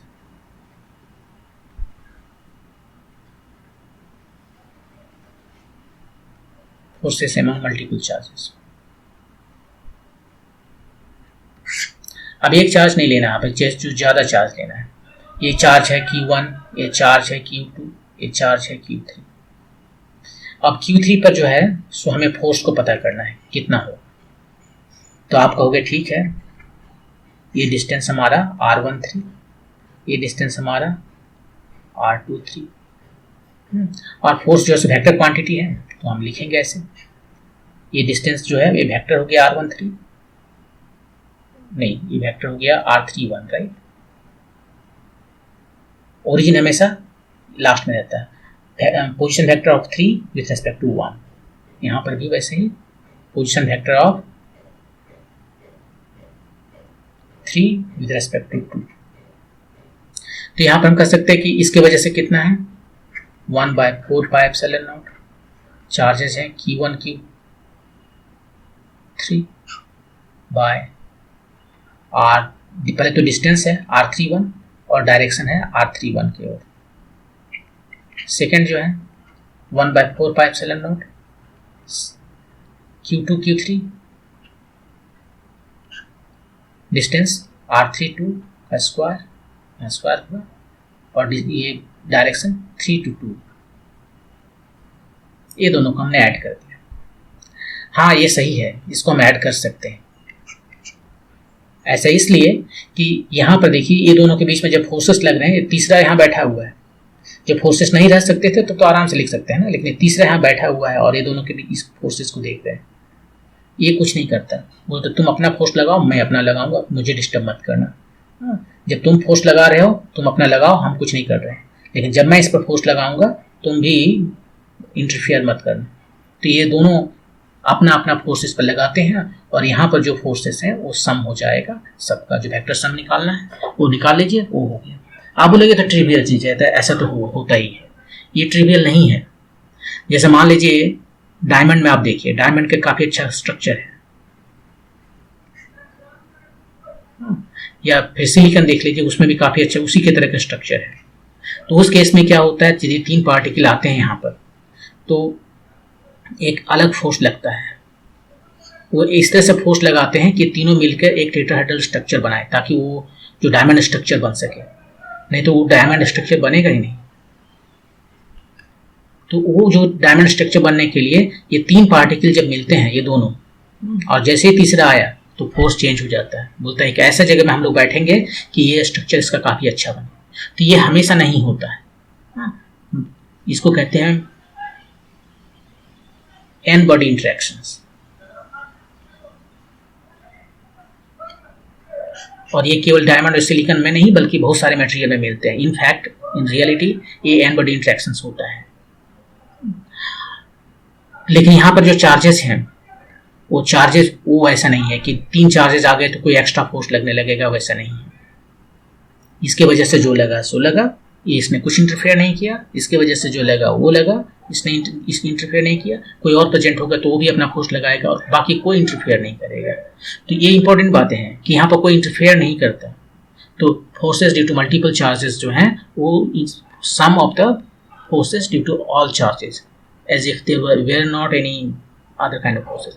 सो ऐसा कि इस पर कोई फोर्स लग रहा है, ये फोर्स इस पर लगा रहा है तो बाकी सब भूल जाए, बाकी यहाँ पे जो चार्जेस है वो भूल जाए। अपना फोर्स लगाया, दूसरा का वजह से लगा रहे हैं तो बाकी सब भूल जाए, ये होता है।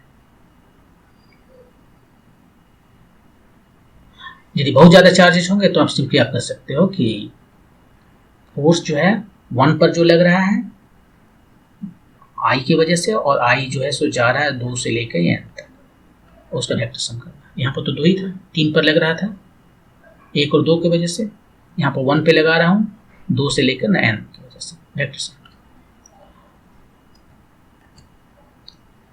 अब एक तो एग्जाम्पल है, एक एग्जाम्पल आपसे है, ये है कि एक इक्विलेटरल ट्रायंगल है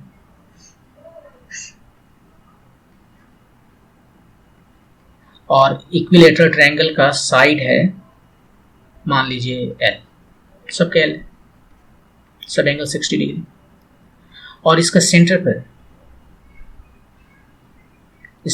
पर जो फोर्स लग रहा है, यहाँ पर चार्जेस रखती हैं तीनों same charges Q Q Q। कितना लगेगा इस पर जो चार्जेस है, फोर्स जो है,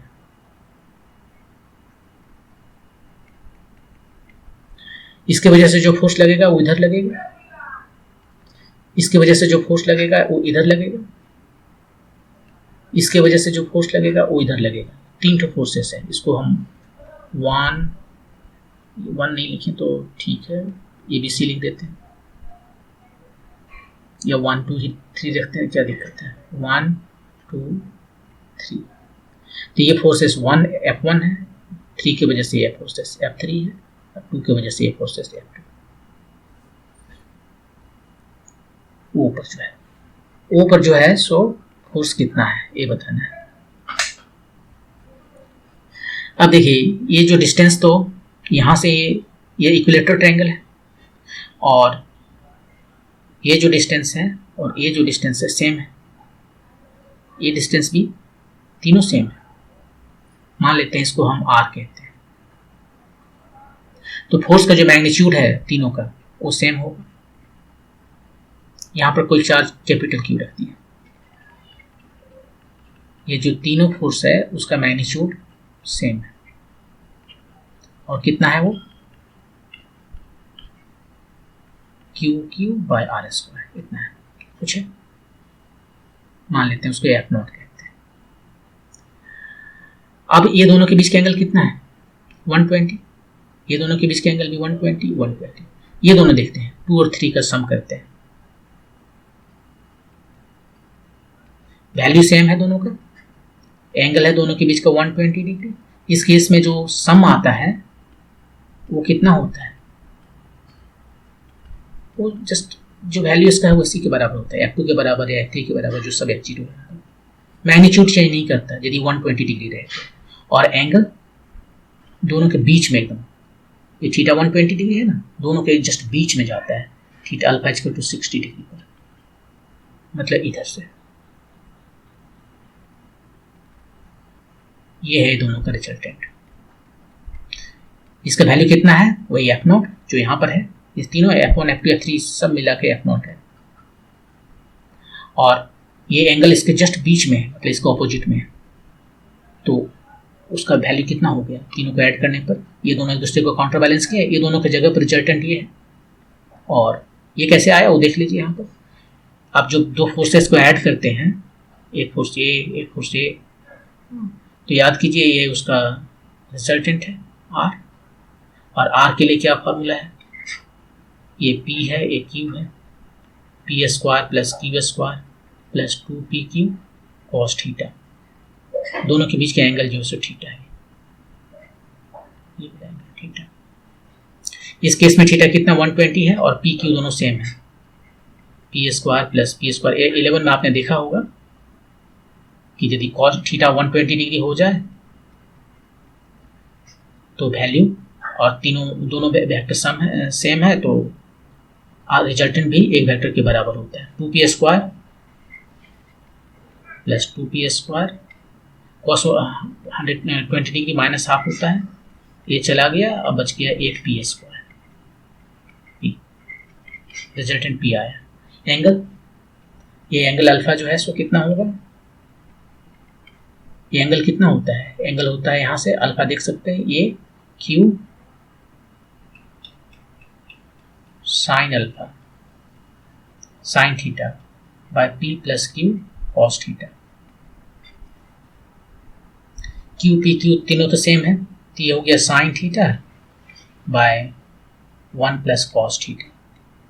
थीटा 120 है, इसका वैल्यू रखिए, और नहीं तो थोड़ा सा सिंप्लीफिकेशन कीजिए। ये साइन थीटा बन जाएगा 2 sine theta by 2 cos theta by 2, और ये हो गया 2 cos स्क्वायर थीटा बाय 2। ये चला गया, और ये आ गया tan थीटा बाय 2, और tan थीटा बाय 2 कितना हो गया? tan alpha equal to tan theta by 2। इसका मतलब है अल्फा जो है सो थीटा बाय 2, दोनों के एग्जैक्टली बीच में जा रहा है, वही मैंने यहाँ दिखाया। ये दोनों के एग्जैक्टली बीच में जा रहा है, और ये एग्जैक्टली बीच में इधर है ऑपोजिट डायरेक्शन में। अब वैल्यू इसका भी वही है जो इसका है, और यहाँ पर तीनों का वैल्यू सेम है। तो इस तरह से F जो टोटल है वो पर कितना हो गया? 0। ये तो इक्विलेटरल ट्रायंगल था, इसके लिए 0 हो गया। आप यदि एक स्क्वायर ले लें, तो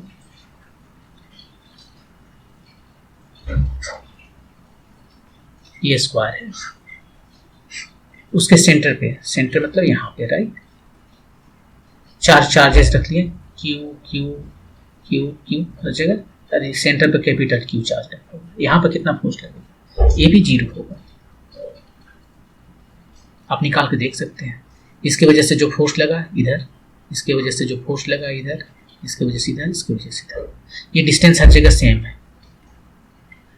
तो ये जो फोर्स एक ठो है उसका वैल्यू हो गया 1/4 pi epsilon not times Q, capital Q small Q, और जो डिस्टेंस है ये इसको क्या बोल दूँ, एल स्क्वायर, सब सेम है। और ये देखिए ये एकदम ऑपोजिट है, ये एक दूसरे को काउंटर बैलेंस किया, ये एक दूसरे को काउंटर बैलेंस किया, जीरो। अब यदि हम रेगुलर पेंटागन ले लें, 4 स्क्वायर के बाद में कौन आता है, नेक्स्ट आता है पेंटागन, लेकिन हम रेगुलर ले रहे हैं, ये इंपॉर्टेंट है क्योंकि यहाँ पर देखिए सारे साइड सेम है, इक्विलेटरल ट्रायंगल में तीनों साइड सेम थे, तो रेगुलर पेंटागन लेना पड़ेगा, कोई भी पेंटागन लेने से काम नहीं चलेगा।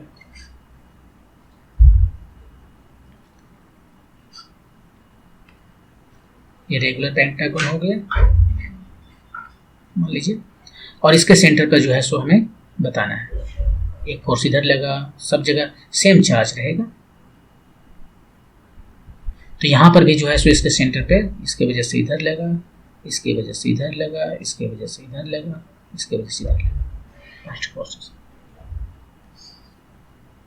तो यह FO जो है वो भी जीरो होगा, जब तक रेगुलर है जीरो होगा, और चार्जेस सेम रहने चाहिए।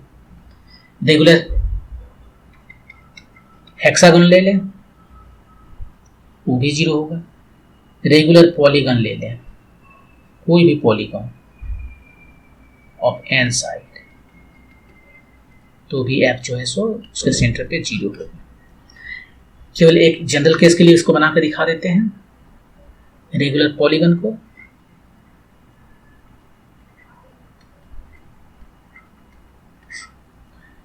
मान लीजिए ये इस तरह से पॉलीगन जा रहा है, बहुत सारे साइड है, ऐसे चला जा रहा है, ये सेंटर है, इस पर फोर्स इधर लगा,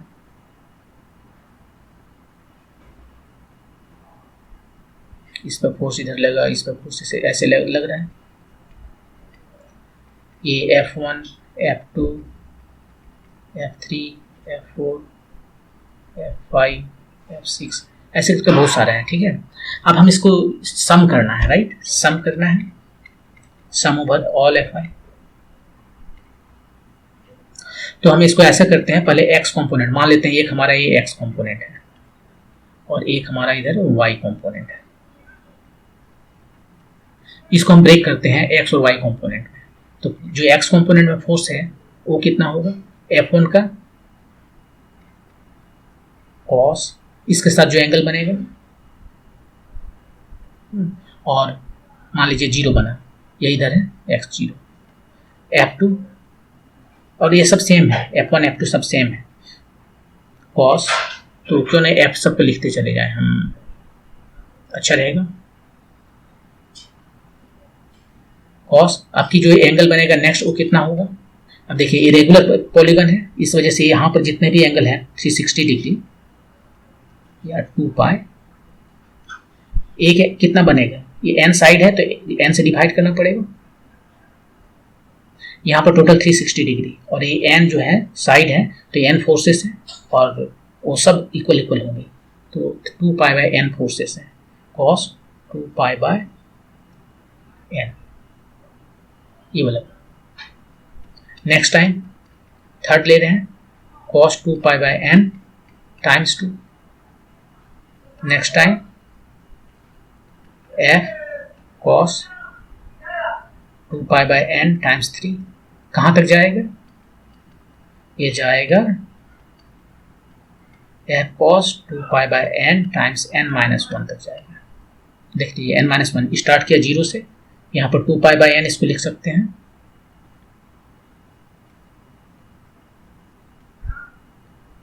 to pi by n times zero, zero से स्टार्ट किया n माइनस 1 तक गया, टोटल n टर्म है, n फोर्सेस है। इसको सिंप्लीफाई करके हम ऐसे लिख सकते हैं, sum over cos 2 pi i, या फिर k बोलते हैं, k by n, k is going from 1 to n। अब आप बोलोगे 1 to n क्यों, यहाँ पर तो जीरो है, तो इसको हम लिख सकते हैं, एक्चुअली इसको हम लिख सकते हैं एफ कॉस, ये जीरो है ना तो इसको हम 2 पाई लिख सकते हैं, कोई फर्क नहीं पड़ता है, cos zero equal to cos 2 pi, और तब हम n टाइम्स n लिख सकते हैं, ये 1 हो गया। तो यहाँ पर देखिए 2 pi by n times 1, 2 pi by n times 2, ऐसे करके n 2 pi by n times n minus 1 हुआ, और पहला वाला जो है सो 2 pi by n times n, तो यहाँ पर हम k equal to 1 to n लिख सकते हैं। अब इसका वैल्यू कितना होता है, अब फिजिक्स खत्म, अब मैथ आ गया। अब ये जो वैल्यू है वो कितना होता है, 2 pi by n times k, और k going from 1 to n, sum करना है सबको। इसका वैल्यू 0 होता है, इसका वैल्यू 0 है, इसलिए फोर्स जो है सो 0 हो गया। तो रेगुलर वैल्यू में, रेगुलर पॉलीगन में ये 0 हो गया। कैसे 0 होता है, ये था cos 2 pi by n times k, k going from 1 to n, right, यही क्वांटिटी है। ये क्या है, ये क्वांटिटी जो है आप इसको यदि कॉम्प्लेक्स नंबर में लिखेंगे तो ये आएगा exponential i 2 pi by n k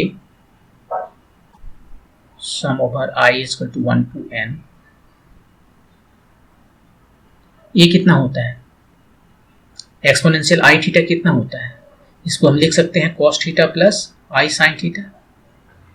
i imaginary number है, आप इसे कॉम्प्लेक्स मैथ में पढ़ेंगे, कॉम्प्लेक्स थ्योरी में, कॉम्प्लेक्स नंबर में। तो यहाँ पे इसको हम ऐसे लिख सकते हैं। तो ये क्वांटिटी क्या हो गया, ये हो गया cos 2 pi by n k plus i sin 2 pi by n k, ये हो गया। और ये जो सम है वो तो सम है, i नहीं, हाँ k है, i नहीं, k is equal to 1 to n, ये है।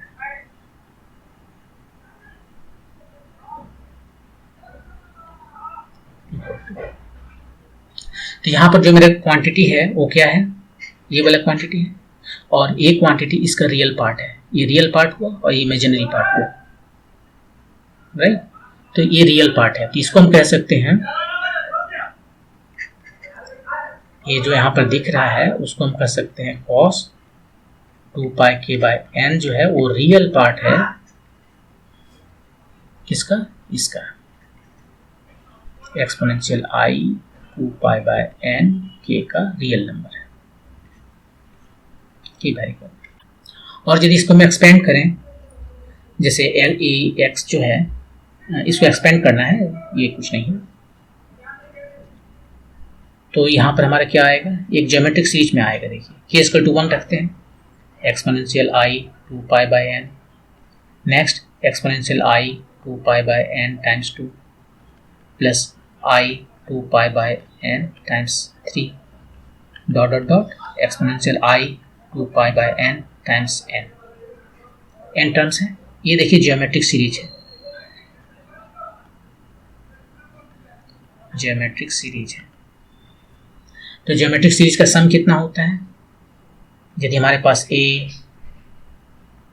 Plus a r plus a r square plus a r cube, ऐसे करते करते n टर्म है, a r to the power n minus 1, तो इसका जो सम है वो होता है a times 1 minus r to the power n by 1 minus r, ये सम होता है। First term times 1 minus r, r क्या है, आर है second term by first term और third term by second term, कोई भी टर्म डिवाइडेड बाय उसको पहले वाला टर्म। तो यहाँ पर जो है रियल पार्ट, फर्स्ट टर्म क्या है, i to the power 2 pi by n, ये 1 माइनस आर, इसको इससे डिवाइड कीजिए, कितना आ रहा है, इससे इसको डिवाइड करेंगे तो कितना आ रहा है, तो यहाँ पर डिवाइड करेंगे तो ये आएगा i to the power i times 2 pi n, इतना आ रहा है, r to the power n, यहाँ पर फॉर्मूला से by 1 minus r, 1 minus r, r तो यही है, i to the power 2 pi by n।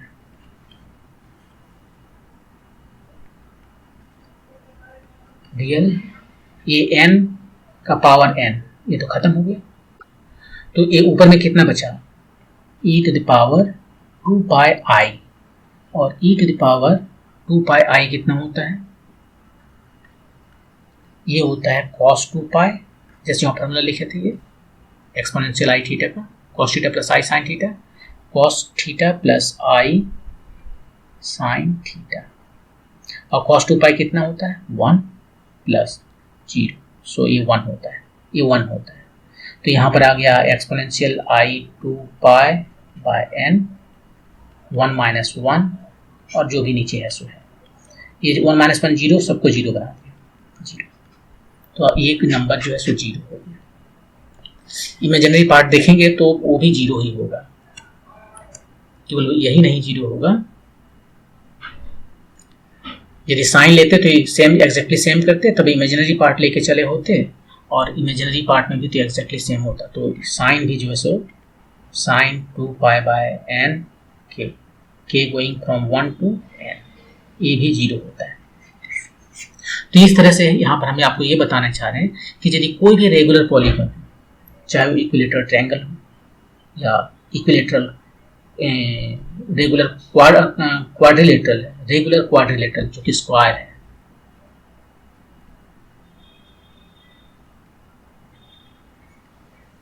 Equilateral triangle है, ये रेगुलर ट्रायंगल हुआ। स्क्वायर जो है ये रेगुलर क्वाड्रिलेटरल हुआ। रेगुलर मतलब सब साइड सेम, सब एंगल भी सेम, क्वाड्रिलेटरल। और रेगुलर पेंटागन, अब तो रेगुलर सब स्टार्ट हो गए यहाँ से 4 से, regular pentagon, hexagon, heptagon, hexagon, heptagon, octagon, और जो भी आएंगे सब रेगुलर। इन सारे ही केसेस में उसके सेंटर पे जो फोर्स लगेंगे इक्वल चार्जेस है, सारे वर्टिसेस पर इक्वल चार्जेस होने चाहिए, वो 0 होते हैं। और इसी को थोड़ा एक्सटेंड कर दें, जैसे बहुत सारा पॉलीगन है, बहुत सारा साइड है और सब साइड सेम है, तो बन जाएगा हमारा सर्किल। और इस सर्किल के बीच में सेंटर पे फोर्स जो है लगेंगे वो भी होंगे 0। यदि चार्जेज इस पर हो, हर जगह सेम चार्जेज हो, मतलब कंटिन्यूअस भी चार्जेस कर दें, एक तरह से रिंग हो गया, राइट। सर्किल में एक रिंग हो गया, रिंग के सेंटर पे जो है फोर्स कितना लगेगा 0। आप इसको ऐसे देख सकते हो कि ये इसको काउंटर बैलेंस कर लिया, इधर फोर्स लगाया, इधर फोर्स लगाया, ये काउंटर बैलेंस कर लिया, जो फोर्स उधर लगा उधर लगा, ये इसको काउंटर बैलेंस कर लिया, सबको एक हर एक पॉइंट का ऑपोजिट में डायमेट्रिकली ऑपोजिट पॉइंट है जो इसको काउंटर बैलेंस कर लिया और नेट फोर्स 0 है। या फिर यहाँ से कर सकते हैं कि यदि हमारा ये साइड जो है सो इन्फिनिटी हो जाए रेगुलर पॉलीगन में, n टेंड्स टू इन्फिनिटी, ये रेगुलर पॉलीगन बन गया एक सर्कल, पॉलीगन ये कन्वर्ट हो जाता है एक सर्कल में। और यहाँ पर यदि फोर्स 0 है तो यहाँ भी फोर्स 0 है। तो ये था इलेक्ट्रिक चार्ज चैप्टर में। हम आज केवल फोर्स तो बताएं, नेक्स्ट वीडियो में हम इलेक्ट्रिक फील्ड बताएंगे। Thank you.